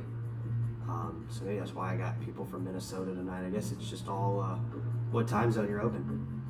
So we're open now guys, we're live, so feel free to drop down the chat, and I'm throwing this after party for people who couldn't make it to the show, or felt that maybe this year they had to buy Bitcoin Cash and support the crypto movement in any way they can, but you come on here and we're trying to make it there from our position, so we're trying to be there. That's the idea of this. We're not there, but we're pretending to be there. We're hoping to be there. We're wanting to be there, and we're just not there. We want to be. We want to just snap our fingers and make something happen, and you can do that, guys, right now. I mean, the analogy is the QR code in my top right corner. It's a great payment system, guys, and if you can't make it to the show, that's fine. It's not the end of the world. We'll try to make it there next year. Hopefully, like I said, the people that did it this year, it's the best. It's going to be the best one, the one that's probably remembered the most, because it's the first Bitcoin Cash Bitcoin Cash conference that they've had. I mean, it's literally the first real one. I mean, we've had meetups, it's kind of unfolded like that. I mean, I don't see a lot of communities really having meetups anymore. Not like back in the ICO days, where like meetups were very, very common, and they kind of died down though. So it was really cool to see Bitcoin Cash bring the meetup back, because it's like the official meetup. Even though it's a conference, it's like the official one. And they brought it back when a lot of other projects have stopped doing it, and stopped having meetups, and just stop promoting what it is they're either spending, holding, or using in their day-to-day lives. So it was good to see. It was good to see that. That was one thing that I thought kind of stood out from the idea of trying to sell somebody on a payment system, like I said, Bitcoin conference, aka. That one happened to be in Miami, I think. So yeah, maybe Miami could be doable. I don't know if that's. I know the idea with St. Kitts, you can buy your citizenship. It is cool, and I definitely want to do that at any point. But I would just love to be in Miami. That way I could drive down there. I mean, I'm still putting in probably be about 20 or 30 hours to drive down there, but it'd be kind of cool nonetheless. Maybe they'll move it around. Maybe they'll keep it in St. Kitts, and I'll get over making excuses on why I'm not there, and just go down to St. Kitts. But nonetheless, it was a good show. I keep calling it a show. It was a good conference. But in a sense, it was a show, because if anybody were watching it for entertainment purposes, like they were the Bitcoin conference this year, it was just so much different. It's like night and day different. And you, like I said, you should go on there and look at it for yourself. Just watch 5 minutes of it. Watch 5 minutes of any part of the Bitcoin Cash, any part of it. There's really no part that I would discriminate against, that I would say, hey, this is not a good comparison. But it was all pretty much very, very in your face, real shit, which I liked. Because when you see a real demonstration of what it is and like what it should be, is moving. It motivates you, because that there's something more than just us speculating on a price. Like, oh, we think this is worth this. Let crypto decide what it's worth. It'll tell you what it's worth. How about that? And the price will build on top of that. So yeah, that's kind of my take on it, and I think that was a really good presentation of that. I mean, like, this is what we've done all the way up. This is where we're at now. We got island countries literally where you can go to most merchants and use it. I mean, pretty much every merchant from what I've heard. You got places like ₚ📚🕚🔂🔚, that's literally him and his team have built out an entire basically city that accepts it. So it's that easy for him. I mean, they already did it. There's already, you can go there and check into a hotel, buy a sandwich, whatever. Stuff that day-to-day stuff, but this shit ain't happening everywhere. Everywhere's not taking Bitcoin Cash. The more that this grows, the more that this builds, more people will start taking it. And this money's got to cycle back to Bitcoin Cash at some point. I mean, it's going to all be moving around. All these shit coins are getting destroyed. They're literally losing like all their value. Like Solana's like down to like $14. And I feel bad for anybody who had Solana. I'm not like, oh yay, my coin went down, yours went down more. It's not like that. It's like, these coins are, you have to look at some of these coins as like value. Like there's some value in Litecoin. There's some bottom to Litecoin.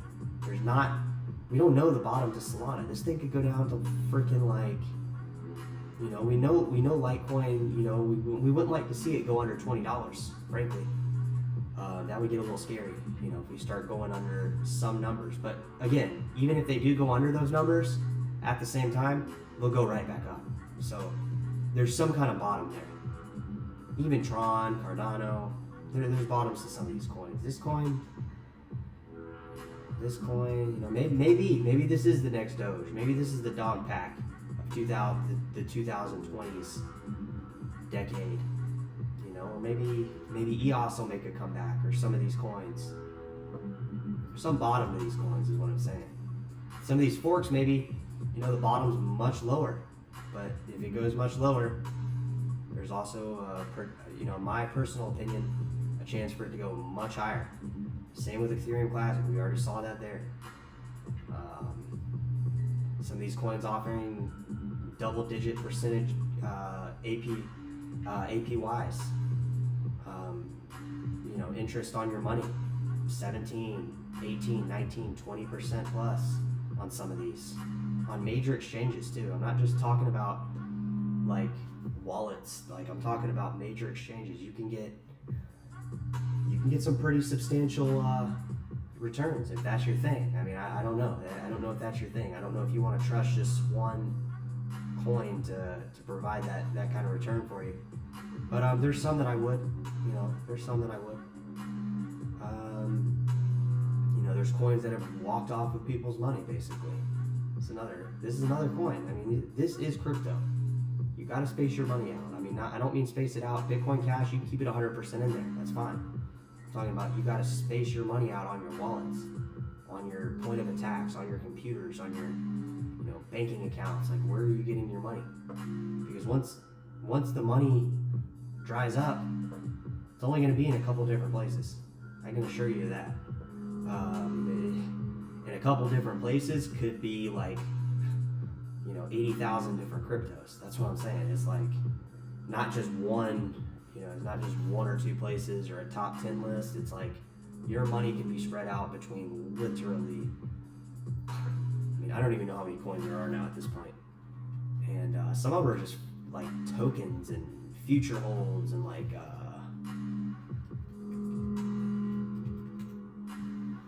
how many coins are there now, guys? Somebody tell me.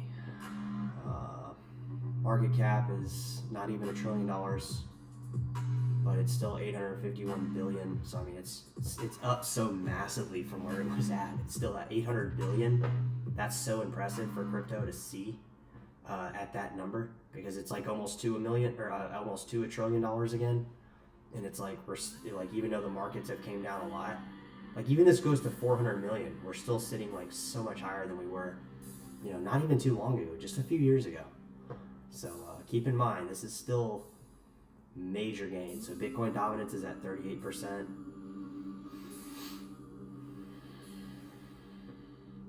So yeah, there's 21,000 cryptos. I feel like there's less cryptos now than there were a couple months ago. Maybe some of them have literally gone to zero at this point. It would not surprise me. I don't even follow how many cryptos are. It really doesn't matter, honestly, because that's not my goal. My goal is to like buy some of these coins that I think have value, that I think that are very easy to use. There are quite a few of them. Bitcoin Cash is definitely at the top of that list. Coins like Zcash, coins like Monero, those are definitely at the top of the list too. There's different reasons to these.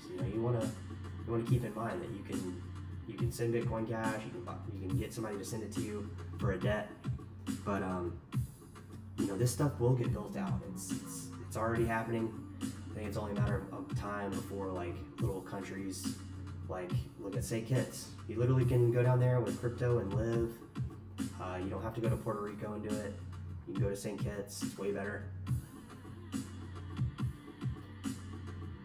Instead of just like hiding down there with your dollars in Puerto Rico and still getting manipulated by the government, the fact that you still don't have power.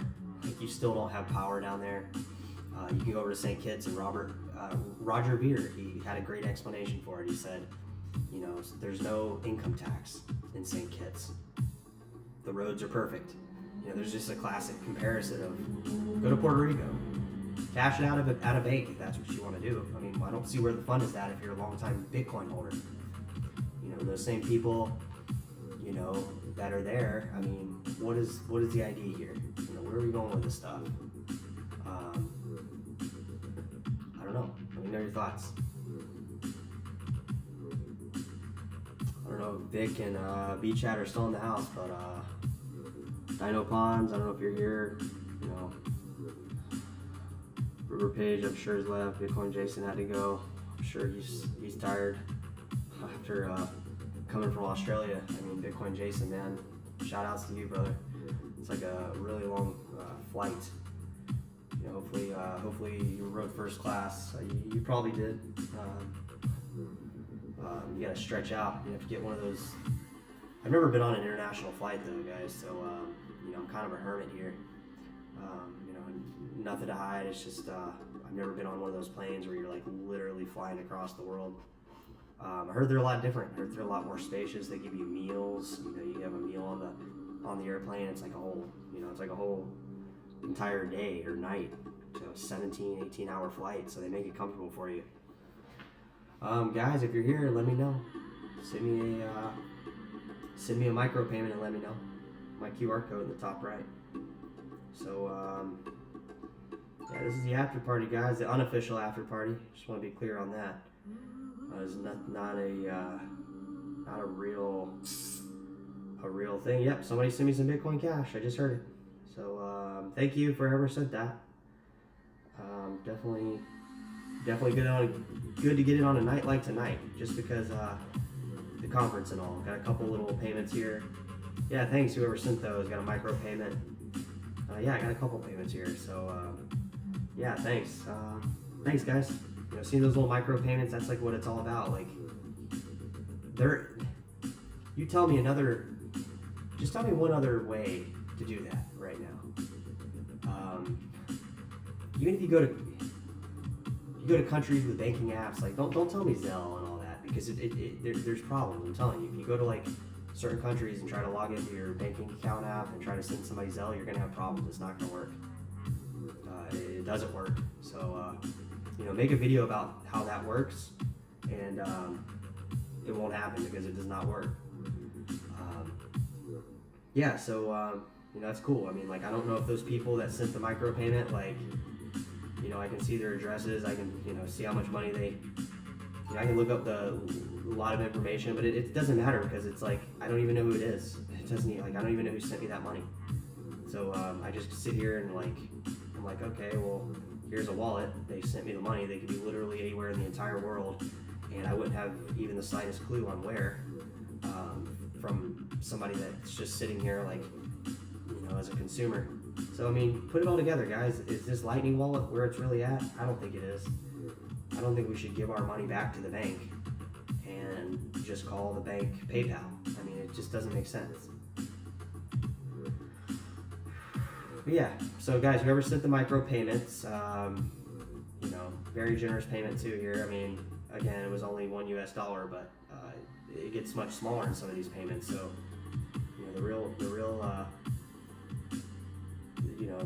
you got somebody who sends you $1. That's like really sending me like probably $100. I mean, seriously, in the next couple years. So somebody just sent me like basically $100. I mean, you got to think of it like that, especially when it goes up to like 10,000, 20,000 for one Bitcoin Cash. And all these little payments matter, I think, too. Like somebody sent me like a super micro payment. I mean, it's like you can really go that low with it, and that person's somewhere in the United States, in another part of the world, in another country. As long as they have an internet connection, they're sending money. It's just a pretty cool thing to think about. Like people that I never hear anybody ever in the day-to-day world when they talk about crypto bring that up. Like, isn't that the coolest part about it? Isn't that the main thing that is like so cool about it? You can actually send it. Like I can tap it on your phone, or I can use any other device that people use in a modern society to like send you money anonymously. Not anonymously to like hide money. Like people think like crypto, it's like, oh, it's because you're trying to hide your money. No, you can hide your money if you want, but the idea of it is to pay for like goods and services just like you do with regular money. But you don't have to worry about. You can literally do it anywhere in the world. Like it's literally in this entire planet. It gets me so excited, honestly. I mean, it's just it really hypes me up because you take the whole world with an internet connection and literally instantly create just the best form of money that anybody could ever think of. And if it goes up and down, people go up and down with it. The actual goods and services and stuff adjust it going up and down. It's the most brilliant idea known to mankind. I mean, I really don't think that there's another idea that tops that kind of invention, because a lot of people just think of it like, oh, my money went down. Like, no. If it was tied to, the more it gets tied to different funnels of money, the more it'll basically change. It's not going to stay the same, because the amount of money coming in and out of it will alter the way it behaves. It doesn't perform like Bitcoin Cash doesn't perform like it does in 2017. It performs a lot better. There's other cryptos that perform a lot better than they did at that point, because they've scaled and they've done other stuff. So I mean, it's pretty big, I think. I don't know how important it is to anybody in the chat or anybody that's watching this, but if you have something you're passionate about, like, throw it in a comment. Throw it in the chat. I mean, let me know. I mean, that's the whole idea here. But yeah, whoever sent me the micropayment, again, thank you. Like, it means a lot. Like, it can be the smallest amount, it can be the biggest amount. Anything's appreciated. So thank you. So yeah, I mean, I don't know what to talk about with this stuff, because there's so much. I mean, there's literally like an endless amount of stuff we could talk about. I mean, it's almost tiring at this point to like talk about. It's just the coolest thing ever, and nobody really notices it. I mean, it baffles me that like it's one of the coolest cryptos. It's literally so cheap. There's actual places that accept it, including like reputable places around here, like I told you, Mastro's Steakhouse. I can go have a steak dinner and pay with it. Just places that you could literally go and buy gift cards with it. You could do all this stuff with it, and it's just being censored. And Bitcoin would have taken off back when Microsoft was interested in it a long time ago. PayPal was interested in it a long time ago. It could have taken off there, but it was already so far. It was already such a threat to them. Inevitably, I mean, why would they want to support it? I mean, it takes away from their entire business model. They need time to create it and make Lightning Network for it, and figure out a way to get a fee off of it. But in the background, now it's like Bitcoin Cash, Bitcoin SV, Bitcoin Gold, some of these other mineable cryptos. There's networks all around the world. It'd be damn near impossible. I don't see how that it could get shut down, honestly. I really don't see a way. I mean, it would have to be like a massive raid of like anything crypto related, but I just think it would be, then people would just mine it on their computers, so it'd be like by the time that it reached that level of like widespread cutoff, if they could even manage, if anybody can manage governments, private organizations, corporations, it's not just the banks. Everybody just compares it to, oh, it's the banks that are not going to like it. The banks have already accepted it. That's why, in my opinion, a lot of that money was printed. I think that they saw this kind of coming, and they're trying to, you know, governments are trying to, you know, they want a part of it. They want to be part of it. I mean, they want to embrace it. I mean, a lot of these governments, not all want to launder it, like El Salvador and some of these other ones. Some of them actually like it. You know, you got people that are running in office that are pro-crypto. I think that's pretty damn cool. It's not just here in America, it's in other countries too. So you got people accepting salaries with it, government officials that already have embraced it. So it's pretty important, I think. I think it's, you know, I think people should wake up and see what's going on here and get excited about it, because it's something to get excited about. I don't feel like there's as many things to get excited about technology-wise, even though it's improved so much and it's constantly like improving every single day. But at the same time, like the improvement of crypto and Bitcoin up till this point is insane. I mean, it's like, you know, there's nothing that's been this crazy up till this point. I mean, if you look at Core, when it went up to 60K and all the cryptos went, I mean, in my personal opinion, the alts, a lot of the alts have not even moved. They have not even, they're like probably worth probably a 20 or 30 fold. Some of them on Core coin, like I'm talking about like a 20 or 30x on Core, and Core could go up. I don't know how long this Bitcoin scam is gonna be able to be covered up, honestly. I really don't. I just don't see how there's so much censorship on BTC Core that has pushed it to the censorship that it's on now. I mean, it is crazy how much censorship is on Bitcoin at this point. Like you can go way.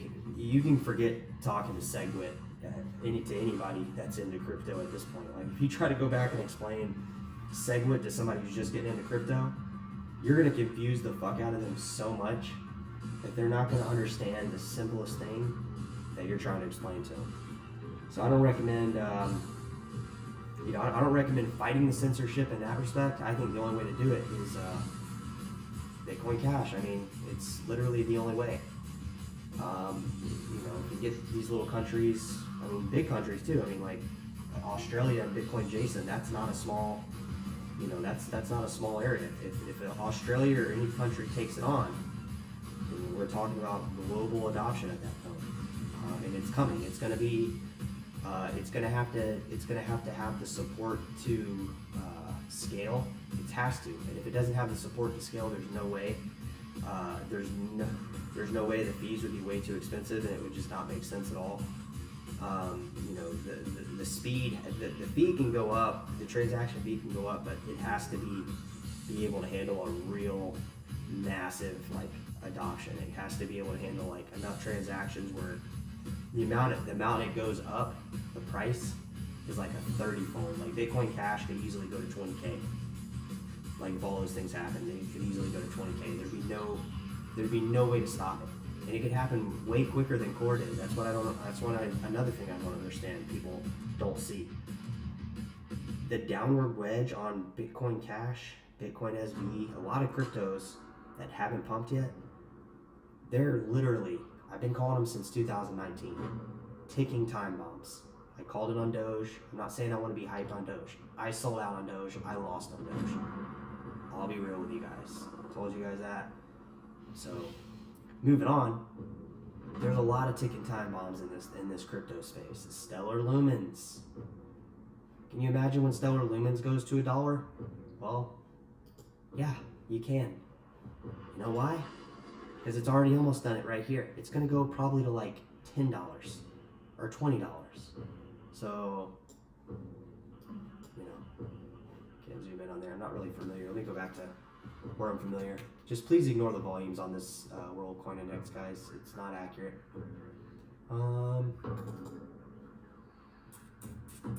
Yeah, Trust Wallet tokens up 10%. Waves, Uniswap. Some of these cryptos just randomly go up. Like Quant, like just randomly up. Randomly down cryptos. So FX tokens still being highly volatile. It's gone between like $1 and $4 the last couple days. Solana's tanked down to $14. So yeah, I know for a fact a lot of the noobs, I know for absolute fact, a lot of the noobs were on Solana. And they bought it at like 150, 200 bucks. So yes, I told them too. I said, be careful with Solana. You're buying it super high already. And you know, I told them to buy Bitcoin Cash too, and they did, and they lost. So Litecoin, you know, Litecoin could go back down to 32 bucks, but I don't think so. I think we pretty much bottomed out here. Like I don't like to think Bitcoin Cash, any of these are gonna top 30, you know, top 45 bucks. We could, but you know, some of these other altcoins have dropped way more. You know, specifically, it doesn't really matter. It could be literally all of these that I just passed. Since Bitcoin Cash, I mean, could have dropped more. Zcash dropped more. I know for a fact. It dropped like 25% in a week. So yeah, some of these have really collapsed here. You know, Zcash, I was talking about it at 25 bucks here, back on my old channel. It was $25 then. It's moved on. It's on like 40 bucks. It's gone up to 600. You know, I think it could go back up there. Really feels like an after party too, guys, with this this music. It's like dun dun dun dun dun. So you hit the after party. This is the Bitcoin Cash after party. If you're able, come down or leave a comment if you want. Best adult dating site. Okay, we got spam. BCH for life. What's up? B-Chat, you still in the house? Sex 69 for fun, guys. If you want to go to the best adult dating site. So it looks like my channel's getting spammed at this point. See if I can remove somebody. I've never had to. Add moderator. Oh shit. Just add her as a fucking moderator. Fucking bot. Be careful with YouTube, man. Give somebody control of your entire channel. Put this user timeout. What do you think I should do? Hide user on this channel. Let's put him in timeout. 300 seconds. Oh fuck, man. I've been spammed. Finally. My first spam. Is that a good sign? Hide user on this channel.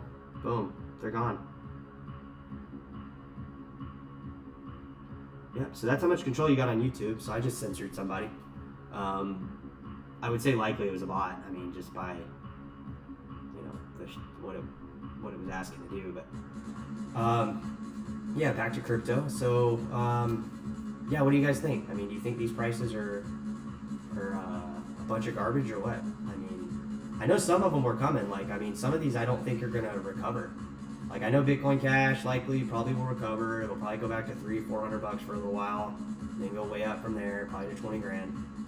Ethereum Classic will go back up to 50. It'll go to 200, past 200, somewhere like there. So yeah, these are like 20-30x gains. Waves will go back up to $60. We'll see that on this channel at some point. Terra Luna, like some of these won't though. Like I mean, I don't see Terra Luna going back up to where it started. I just don't. I mean, it's had like a 40-50% pump after the collapse, but you know, it still exists. But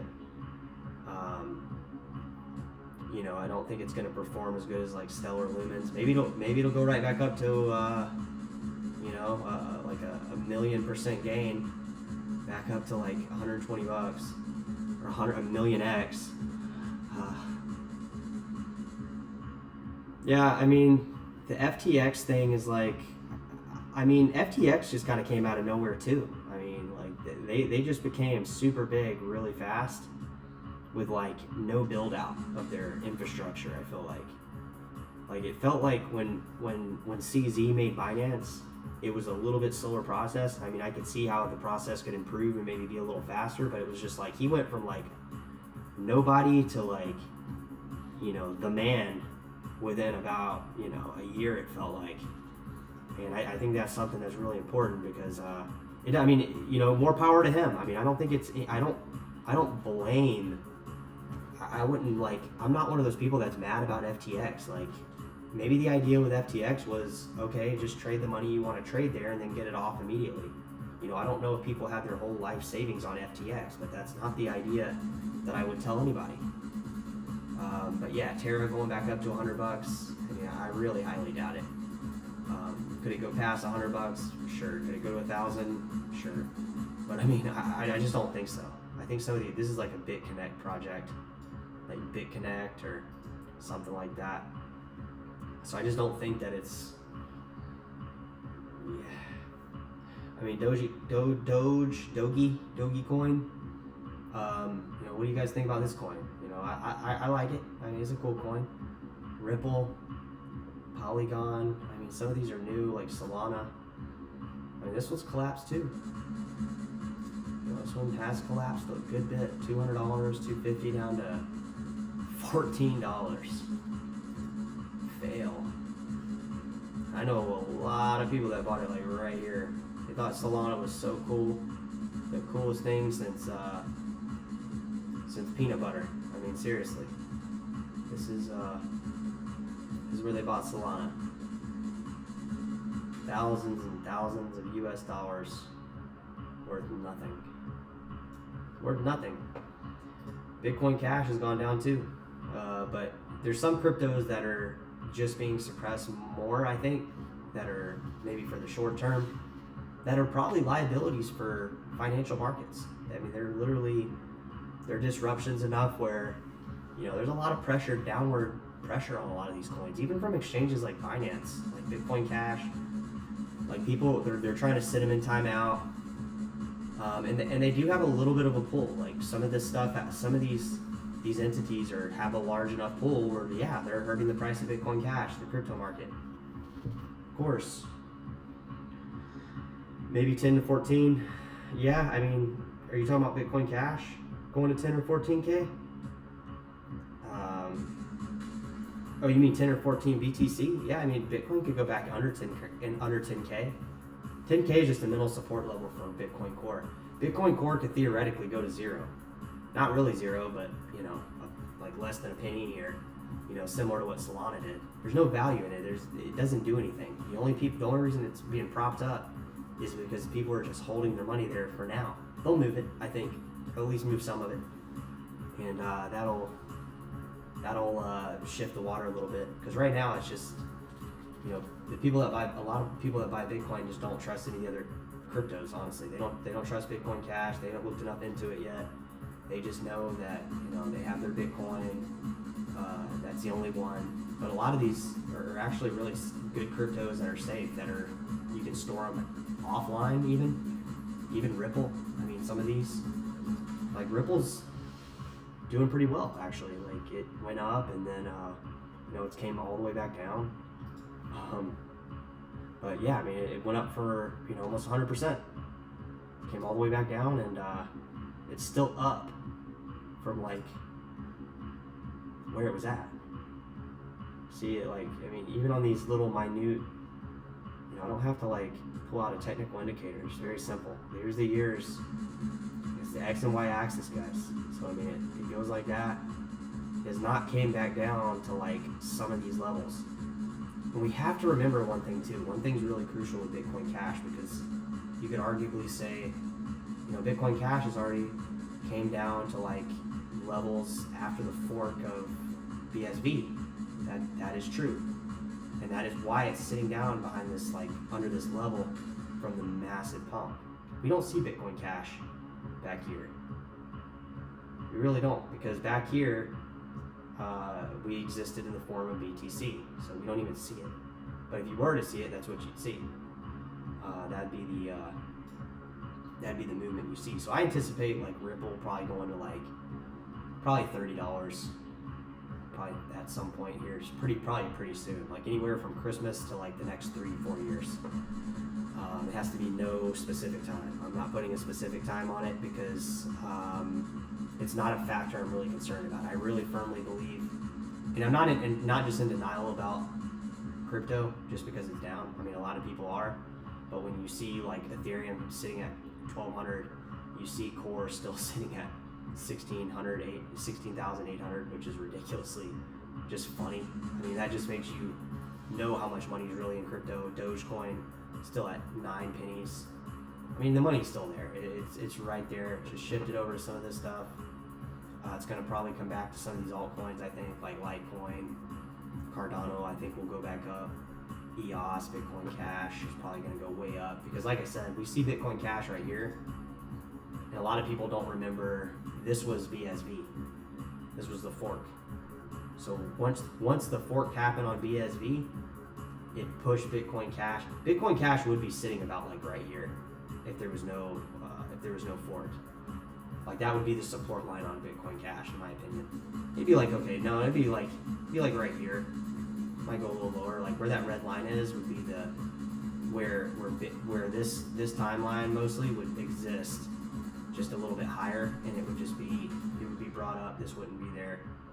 But then we got other issues. Then we have to come look over here. We really have to. This is actually under BCHSV to give you an idea of. This is literally only for viewing, guys. So if you like just viewing prices of crypto, this is all I recommend WorldCoin Index for. Don't pay attention to any of this exchange volume. A lot of it's missing, and a lot of it's just way off. But yeah, it said I saw Binance Coin pumping on FTX the other night, like 120%. It was over $500 at one point. So I don't know if anybody knows about that. I know there was some weird stuff going on with him trying to sell a bunch of FTX or whatever, but FTX coin on the exchange. But nonetheless, his Binance Coin and Tron was up like, I think Tron was up like 50 or 100%, something just stupid because everything was down. Like everything was down. So it was just kind of weird to see, the market down and then seeing 120% up on Tron, on some of the other coins. It just didn't really make sense. So yeah, if anybody has any clarity on why FTX was pumping Binance Coin, let me know. Drop it in the chat or throw it in a comment. It was interesting to see that, and Tron doing it as well, and Tron minting all the dollars on Tether. So just some stuff to think about. So yeah. So then you got BSV, which, like I said, this looks. So it gets more complicated because now we have BSV rolling in the background. Rolling out massive amounts of transactions. Massive blocks of just like emptiness and craziness and junk and just maxing out Bitcoin to its max. So we got that. We got Bitcoin Gold. Go look over at Bitcoin Gold. BCD.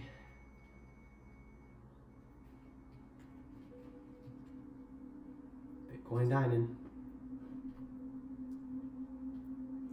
So it's one thing in the winter, guys, I hate. My lips always get chappy feeling. You ever get that chappy feeling? It's like, my lips are chapped, or like starting to chap.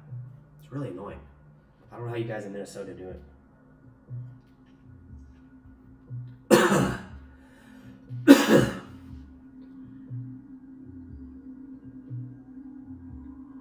So yeah, guys, Bitcoin Diamond. I mean, come on. Look at this. It's crazy. And it did pump in May, so I want everybody to see this because it did happen. It went from 50 cents to $10. It's 20x. So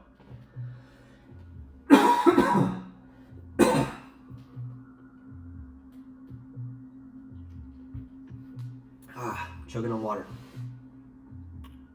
Alright guys, so yeah, see what I mean? They're still pushing peer-to-peer cash on Bitcoin Diamond. I mean, seriously. It's crazy to see. Like I said, it did do a 20x back in, from 20. It went actually higher than that. quite higher because I think Bitcoin Diamond went down to, yeah, it went down to like, there were times it went down to like 0.40, 0.30 something. I don't see 0.2, but I didn't follow it intensely. I mean, it's gone down under there. See, it's gone down to less than 20 cents USD. You know, and I could adjust this. I could look at the Turkish lira, and it would be, you know, different.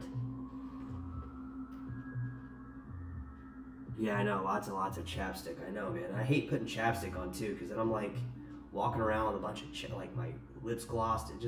It's weird, and it's like either that or like pain, or just the irritating factor of your skin cracking. So you don't win with chapped lips. You just don't. You lose with the chapstick or you lose without it. But Bitcoin Diamond, like I said, under 20 cents. Doesn't really make sense. I mean, it never existed under 20 cents. I see through here. Again, I'm not zooming in to see. It probably did. So, you know, it was 20 cents at some point right here. I just don't see it. Doesn't matter. But, you know, we got that issue right there. And I mean, we put it against core. We got another whole fucking issue. So, see? Even more complicated, so.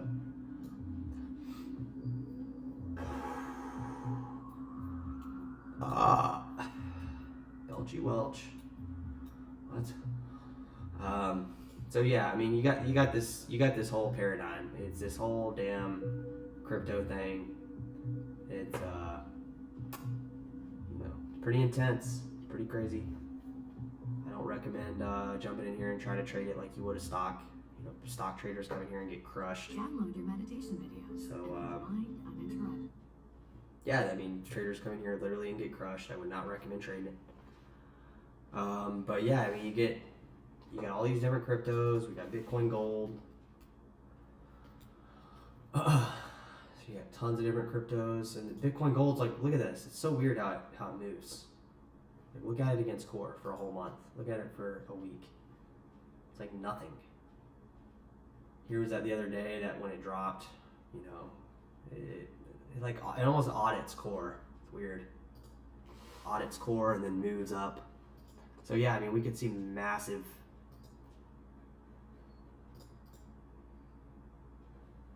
I mean, this is just insane. It moves so many different directions. It's hard to follow. It really is. So yeah, guys, if you're here, we're live. So you know, we doing the show live. Just got music going. You know, just simple stuff. Kind of like a kickback, I guess you could call it. It is an after party, though. I did label an after party, so you know, come down, leave a comment, let me know. Micropayment. Throw me one in the top right. I got my QR code. And yeah, we do what we can. We do what we can on this channel. Do what we can for this crypto community. I mean, we're here. That's half the battle. Half the battle's getting there. And once you're there, then the other battle starts. So it's a never-ending battle, but you know, we do what we got to do. We do what we got to do, and that's all we can do. I mean, we can't. You know, look at Trust Wallet. I mean, look at this. Look at this weekly run on this token that's on a wallet. It's insane to see. I mean, really. Look at the growth on this against Bitcoin Core. It's crazy. It's literally, look at this. Like, where's the money part? I mean, that's not moving. Is it here? This is a massive, massive gain, and it continues to gain. I mean, I can't stress that enough. It continues to go up. You know, even on the 7-day, I mean, we're almost at 100% here, guys. Give you an idea of the type gain here. We are at 100% over the month. Something to watch, guys. All right, guys. I might have to head out here soon. I don't want to end the after party, but this dog I got, he's got to go out on a walk. So we got our priority, guys, and girls. So my priority is Bitcoin Cash. You know, at the end of the night, it's what we're trying to do here. But I mean, this is insane to see. this trust wallet token pumping on Bitcoin Core for the last 2 years. I mean, wow, look at this. Massive gains. This is cool stuff in crypto. I mean, it's not that we have to be mad we missed out on it. Okay, it's not like that. It's really not. It has to do with overall growth of the crypto space. Overall growth, not just, Bitcoin or Bitcoin Cash. The growth, this kind of growth is good for Bitcoin Cash because then inevitably this money will be transferred to Bitcoin Cash because it just makes sense, guys. I mean, it's only a matter of time before people realize it. It takes one really, I think if Bitcoin Cash went to, I would say 10 grand, that's when you'd see a massive shift. I mean, massive. I don't even want to give you a number about how big it could be. It could be probably one of the biggest gains you could ever imagine. It doesn't take that big of a market cap to happen. It really doesn't. I think you could do the market cap calculation on it, and it wouldn't be as much as you'd think. I don't think a lot of positions would change either. I think a lot of people would hold their positions, and it could be a long-term sustainable growth, much larger, similar to this growth, because people always look back and they say, oh well, I shoulda, coulda, woulda, but that's one of those times. I mean, I can pull it up. I can dive in here. So just take it off randomly. I know it's on a 7-day, but I mean, it can climb really fast, guys. I mean, even the 3-month, we're looking pretty solid. 6-month, we're not a big change here, which is good. I mean, it's that's what we want. We don't want collapse on core as core goes down. That's like the worst thing we want. So even on the year, we're looking pretty solid. I mean, we're looking at 50%. That's not bad. That's not good. I don't say that is not bad. Because once core probably moves forward, goes up on price, which it inevitably will, we're not only protected here, we're also gaining.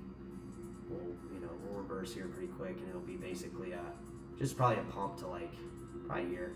0.2 Bitcoin, right back to where it was, no big deal, but Bitcoin might be at 100 grand at that point. But these monumental gains are big for emerging. I would call Bitcoin Cash an emerging market. I mean, it's not a mainstream crypto.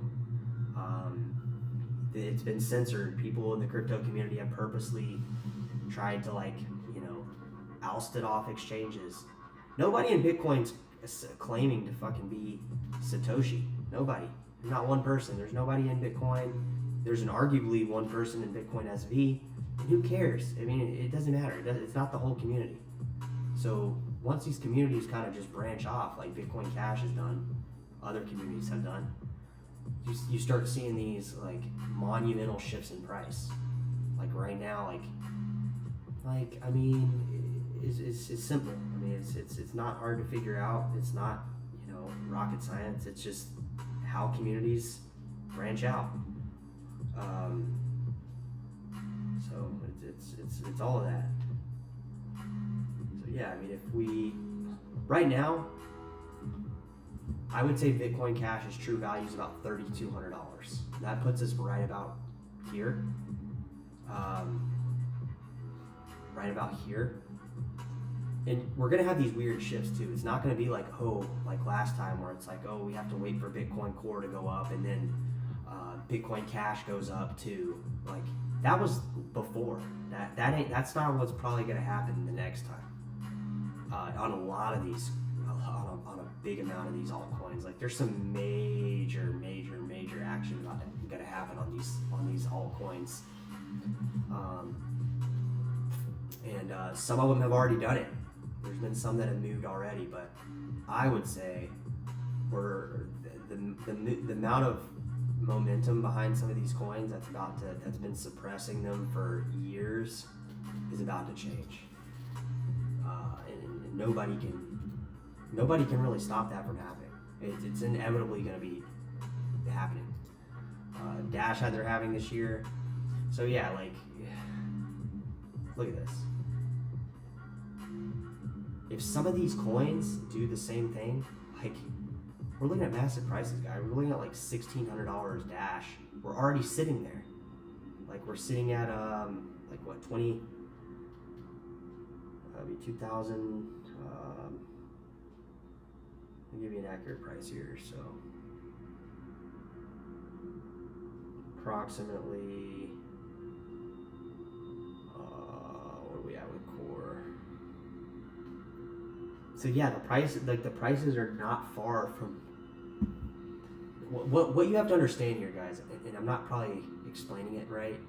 I'm not saying what I'm thinking. So saying what I'm thinking here is like, when I look at this, I see $1,600 Dash right here with current prices of BTC Core.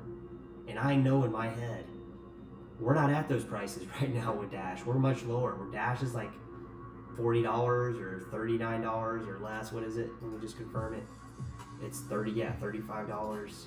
So when I see Dash at $35, and I'm referencing an all-time high before the rally of 2007 or 18 January, before it collapsed, and I'm seeing this pump right here from January 2017 to March 2017, before the Christmas pump of core, when they all went up, I'm still seeing Dash at $1,600 right here. That makes me think Dash could go to $16,000, maybe a little bit higher, which is just insane. And that's only for like a good amount of growth, guys. Like Ripple could do the same thing. I mean, it's done it over here, done it twice. I mean, right now we're sitting at,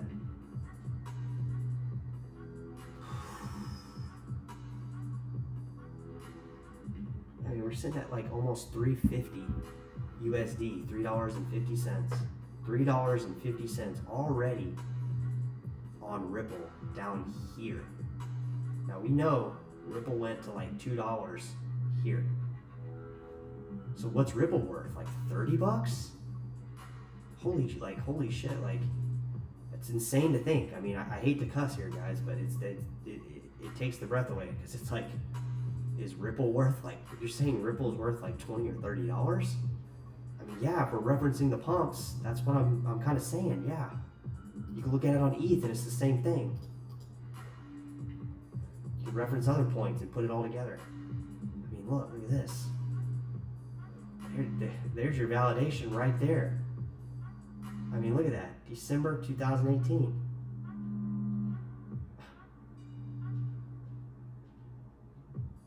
I mean, there it is right there.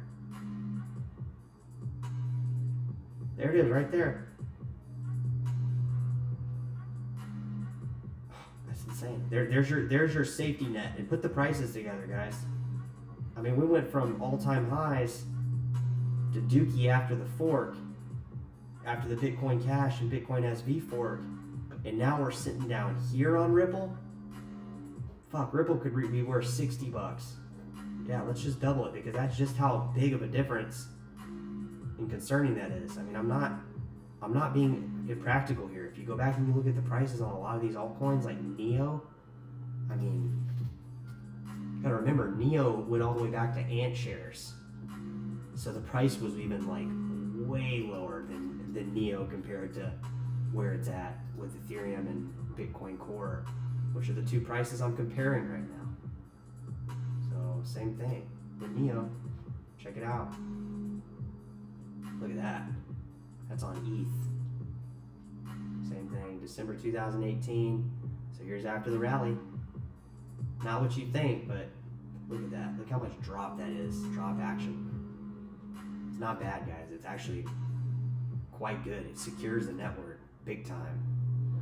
So look at this jump for Neo on Core back in July or August of 2017, conveniently before the rally of Core, and then it went right back up and then crashed with everything. So this is just insane to me, especially considering ℚ goes back even farther. I think to like 2014 or 15. Correct me if I'm wrong on any of those dates. So I mean, it actually was a lot lower before ℚ even got. You know, when I saw ℚ kind of right here before it went up, and it was already insane. I mean, these are insane type gains. I mean, it's just the magnitude compared to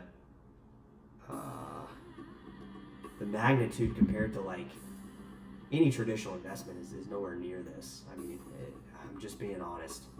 I mean, this is like if ℚ was ℚ, which it was.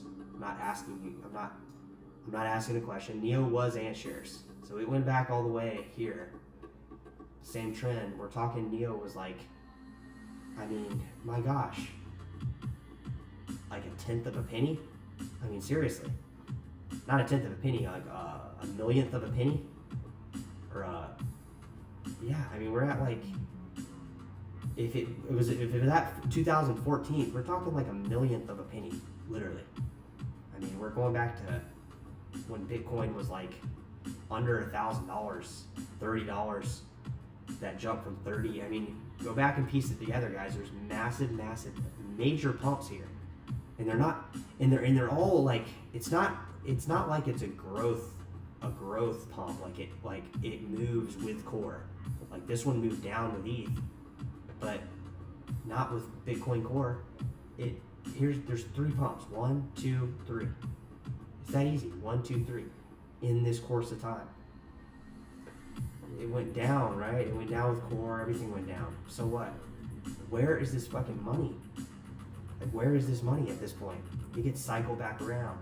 There's 3 massive pumps. And like I said, if because ℚ was ℚ and it goes back all the way to 2014, the cost of one ℚ could have, aka 1 ℚ, whatever the ratio was, I'm just talking about value. If that was equivalent to ℚ now, we're talking like a millionth of a penny. Like where that like 4 is, or like what, I don't even want to squint to see it. It's like 1 or 2 after that, whatever. It might be, yeah, so you get my point. So just insane gains. I mean, not to mention the dollar, but on core. I mean, if it does something like this again, it will likely go higher than this, much higher, which magnifies the gain. You're talking like, you know, a 10 trillionth of a penny, or like, I mean, we could go to like 0.025 would just be double, and it would be so much of a gain from, the day of date. And then when you go back and you follow the community back where the prices were theoretically less, I mean, it's a guessing game, but it makes sense when you see these pumps like this. Like when you see these 3 incremental pumps just right here in time, it makes you think about that. It makes you think like, wait, where's this money? I'm talking here, here, and here. Those 3 pumps, because they're massive. Massive. Like I said, not to denote how massive the ones were back here as ℚ traded against core, or existed against core, I should say. I don't know how much actual trading was going on then with ℚ. Maybe a lot. Like I said, maybe even bigger gains than these, in comparison to these 3 pumps, 1, 2, 3 against core.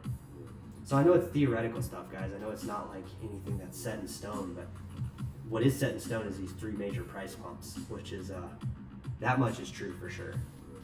Is these 3 pumps. So it's just one coin. Like I said, Bitcoin Cash, we don't have really a record of even an honest guess, which is kind of the best part about it, in my opinion. Especially when we see little weeks where it starts like bullishly running up, like right here, like boom, boom, boom, little bullish moves in a week span. Like I said, a month span even looks really weird, which is good. We want it to look like this. We don't want it to be, what we think it would be. The 3 months, solid as fuck. I mean, I hate to cuss, guys, but it is what it is. It excites me. This is a 3-month timeline of Bitcoin Cash against Bitcoin Core. Look at it on Ethereum, but Ethereum stake now, right? So look how this has changed. Whoa, did you see that? Boom, what was that? Was that the week? Look at that. Boom, little weekly bullish run on Bitcoin Cash against ETH. Look at that. Boom. So it's, yeah, it's boom, boom time, guys. So 3 months looking solid against ETH. 6 months gonna look different, yeah. But I mean, again, not that bad. And I'm not comparing it to ETH, guys. I'm talking about following the money on where, like I said, when we just looked at NEO, like where is that money from those 3 pumps? It just baffles me that like there isn't an event. I mean, maybe there was at that point. But look at this. Like, do you realize? Yeah, like we're sitting at like $5 grand worth of Bitcoin Cash right now. Conservatively, 3 or 2 with BSV. I mean, really, just at these prices. And that's actually cutting them short. That just says it returns to these prices. It can change like Doge did and go way up. Looking at it against ETH, guys, right now, Ethereum, and I call it ETH out of habit because it's not Ethereum. It's the fork of Ethereum, which is called Ethereum Classic, if that sounds weird. But yeah, look at this against ETH, Dogecoin. Nobody ever looks at this graph. You don't ever hear the news or anybody, Elon Musk or anybody really talking about this graph. We just hear Doge to the moon and we assume dollars are staying stable, which they're not. And then we see this, Ethereum and Dogecoin. Guys, if nobody's in the chat, I'm taking off. I haven't heard anybody say anything, and it's getting late over here, so I'm gonna take off here. And yeah, I hope you enjoyed the chat. I mean, it's an after party, but really it's the same old thing. And that's what crypto is. It's the same old thing, which is one of the coolest inventions of mankind. And it's something to get excited about, especially when the more you dive into crypto, the more you find stuff like this, random stuff like this, like comparing Dogecoin to Ethereum, and it looks like this, which, you know, these are major gains. So big. I mean, they're just massive. I don't think anything's performed in human history like Dogecoin has in terms of gains. I really don't. I'd love for somebody to tell me so I could read into that story and see what that asset did to do that. Because as of right now, this is the one. This is the only the coin that has done that. There's been no other coin that's done this. No other asset that's done this. And I'm not building up. I'm not cutting one crypto down and building up another. Don't think of it like that. This is all the same thing. This is all the same money moving around. So depending on what cause you support, which in my mantra is Bitcoin Cash and some other cryptos, but mainly Bitcoin Cash, honestly. That's what I'm here to support, and that is kind of, you know, exciting when you see Dogecoin do that. It's coming, guys. It's inevitable. I mean, Bitcoin Cash is, you know, it's going to go through one of these price jumps, and that's just what it's going to do. You know, I mean, even these little, yeah, like a year. I mean, nobody would have thought a year it would have done that, but if you held it, it's like it did that. I mean, it did that, which is still in itself huge. It's just massive gains. I mean, that's all I'm trying to say here. It's not anything more than, you know, look at these gains. They're crazy. There's like nothing in mankind that's ever done this. There's no stocks that do what this is doing, which is a good thing. I mean, you know, doesn't have to be stocks. This isn't stocks. People need to get that out of their head. This isn't stocks. It's never been stocks.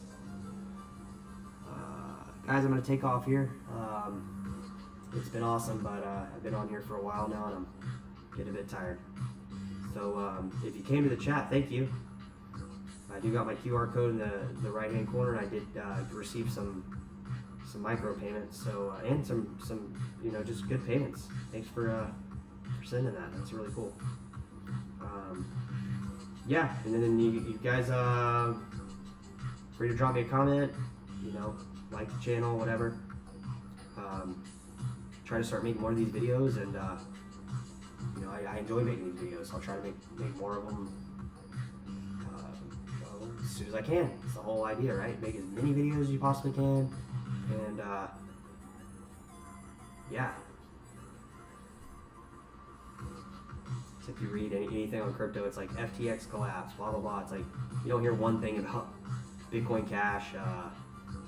You don't hear anything about Bitcoin Cash. There's not one freaking thing about Bitcoin Cash. And it's not that people have forgotten about it. It's just, it shows that the market shifted so far of where it was at.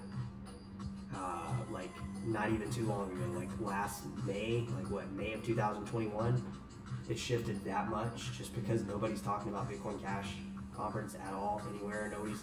Nobody's talking about it. It's not on any main news stream because it's of no concern to the general person doing it, which is just, it's like the biggest in your face, like, here we are, nobody cares, and you know, it's just one of those opportunities where I'm really happy to be in it. I'm really happy to be part of you know, the movement of Bitcoin Cash, and you know, I'd really like to keep buying it and keep supporting it and keep converting all my money to it.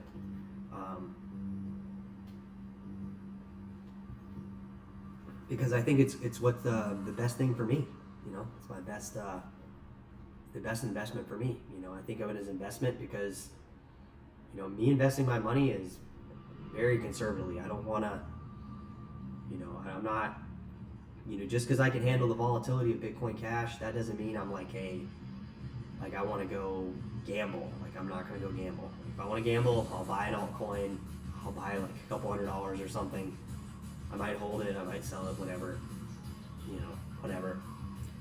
That's just me gambling, but I'm not going to do that with just, you know, the crypto volatility. I can deal with that. I can deal with, you know, massive gains of 200,000, 300,000, whatever, tokens, dollars, whatever, just a massive loss.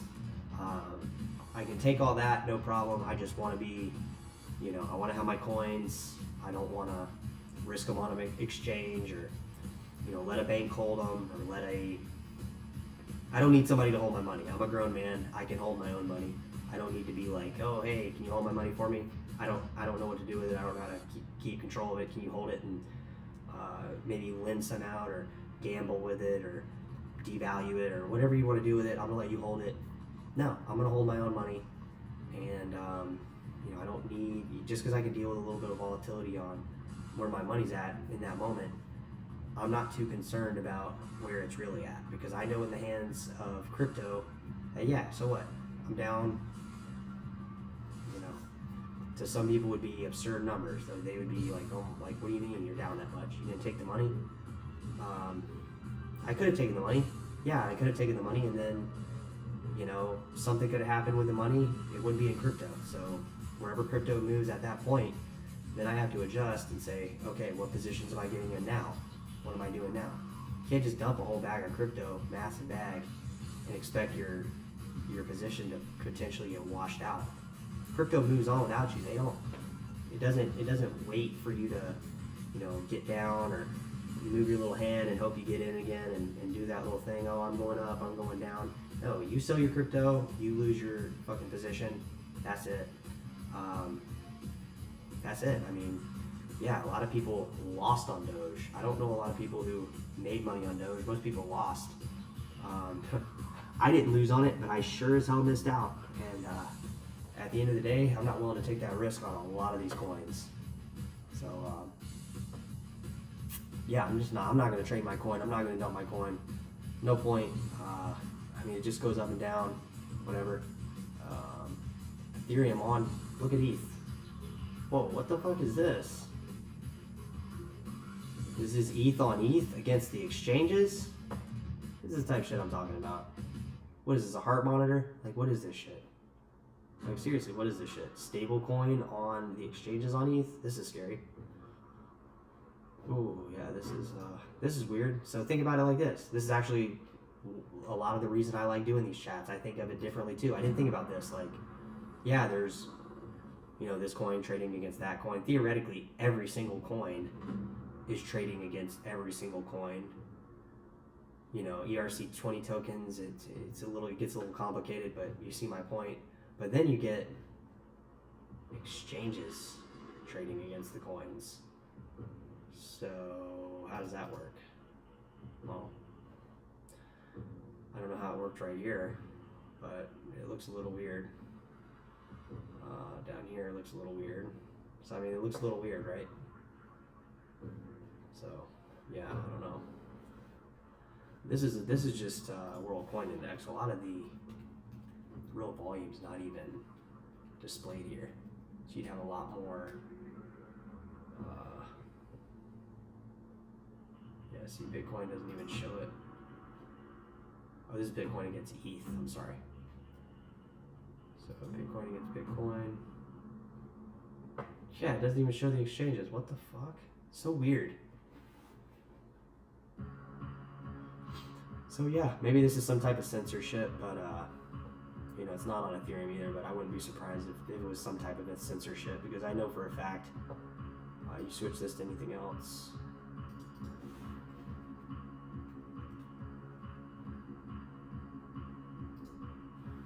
So ETH against Ethereum, yeah. See, that's what we were just looking at.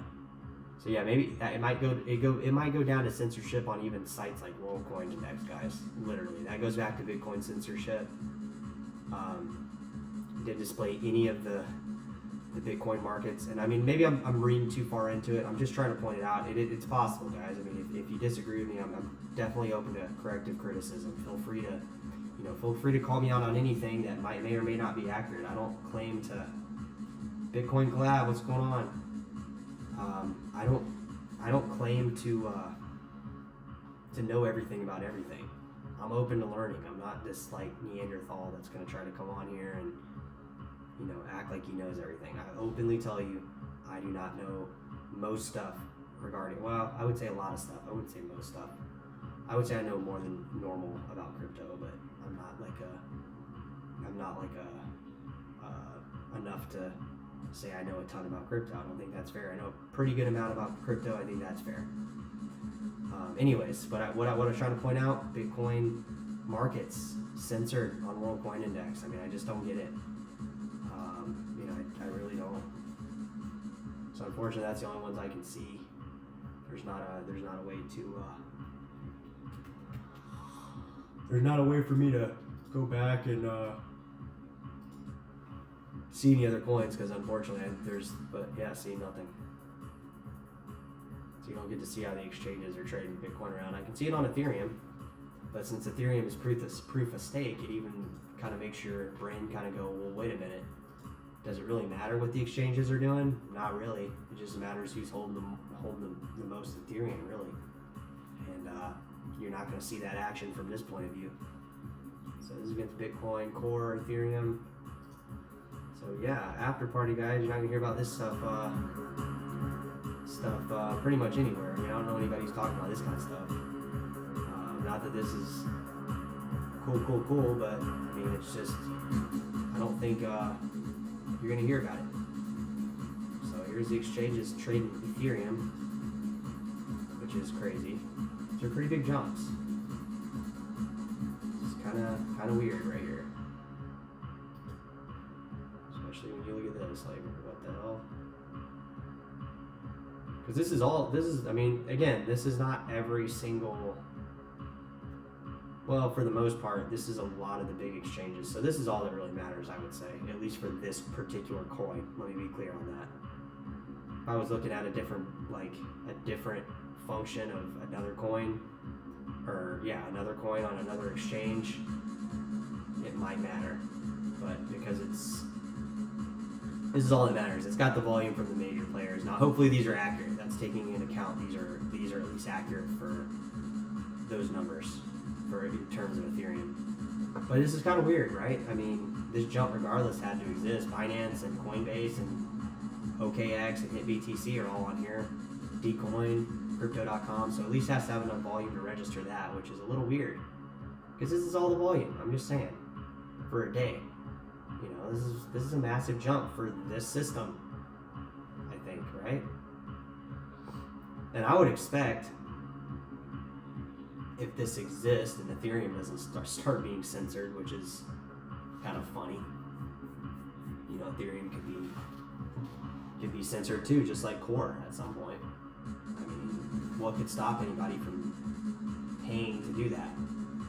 But nonetheless, I would expect you to see less volatility on this type of chart, which is just Ethereum movements against the major exchanges. I mean, this is how it's moving in value against these exchanges. That's all this is. That's all this graph is. It's nothing, you know, it's nothing hard to figure out. This is a little weird, this is a little weird, and I would expect it to get even more weird when you see more stable. You know, here it was stable too because nobody was buying it, you know, or they were buying it and it was being shifted to another coin and whatever. But I would say this is weird. I mean, it's just a strange thing. I mean, then you can't say that. It takes away my argument because you can't say, well, oh, if it got like this, you know, the proof of stake would have implications on the way this looks with less volatility going up and down right here. Because this is just the exchanges again. I mean, that's all this is Ethereum being traded on these exchanges, but you know, there's different prices on the exchanges, and at certain points of time, it really does shift. And I would just, you know, I would expect this to get less volatile. Like, it would probably look more like USD against, or I would say like Tether against,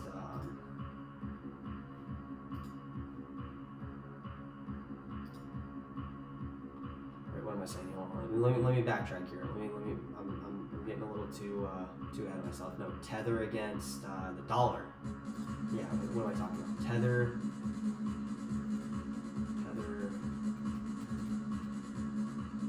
So Tether against the dollar.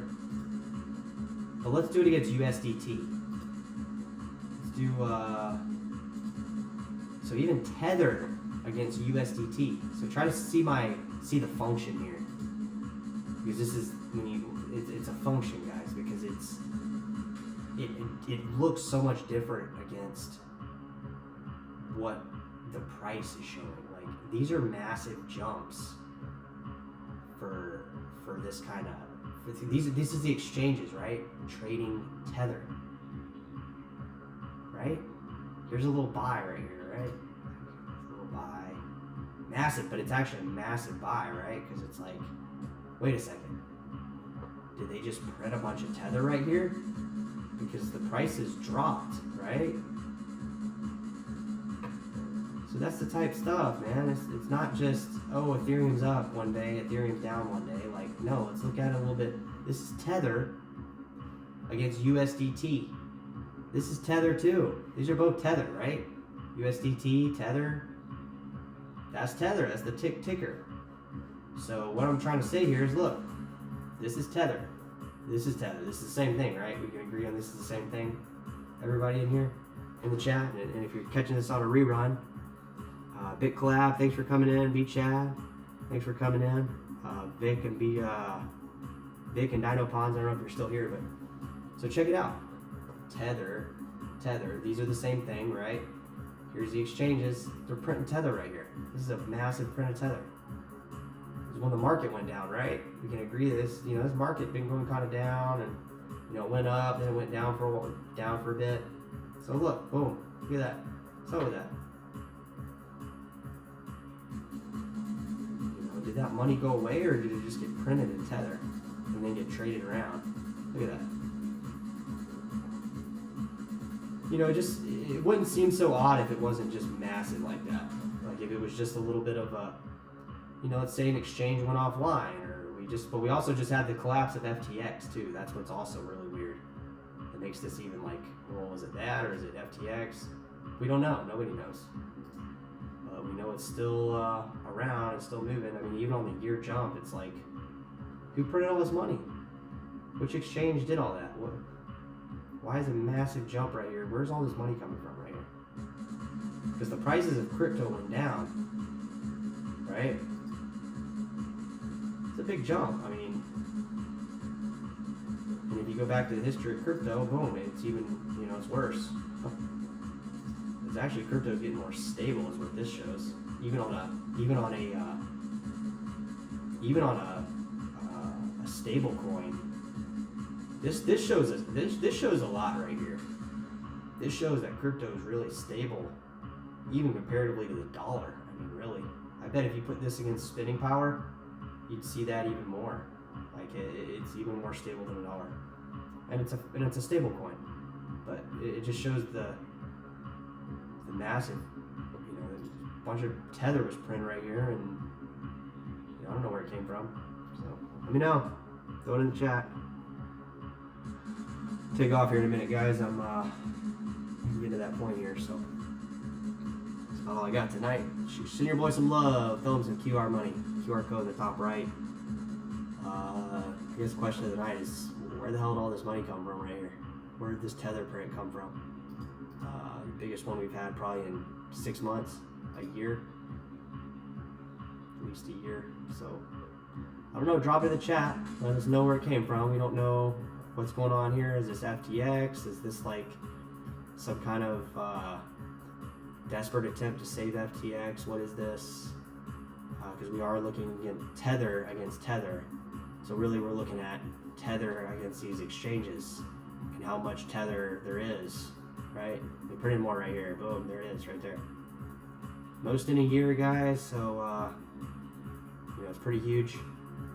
It might be an indication of how small FTX really is in this whole crypto scheme. It might be big in the exchange scheme, but this right here might, vindicate crypto for being a free and open sourced software that cannot be touched by anybody, not even an exchange. It doesn't matter what exchanges even try to mess with this stuff. It just doesn't work. Even with stable coins, and we find it out by looking at stable coins against exchanges. I mean, we see it right here. So I wish we could see it against Bitcoin, but it looks like this is either not practical for WorldCoin Index to be.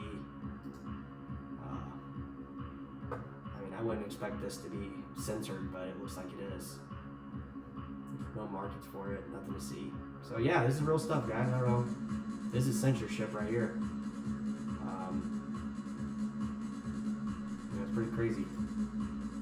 Maybe this will be censored at some point too. So this might be our only opportunity really to see it, like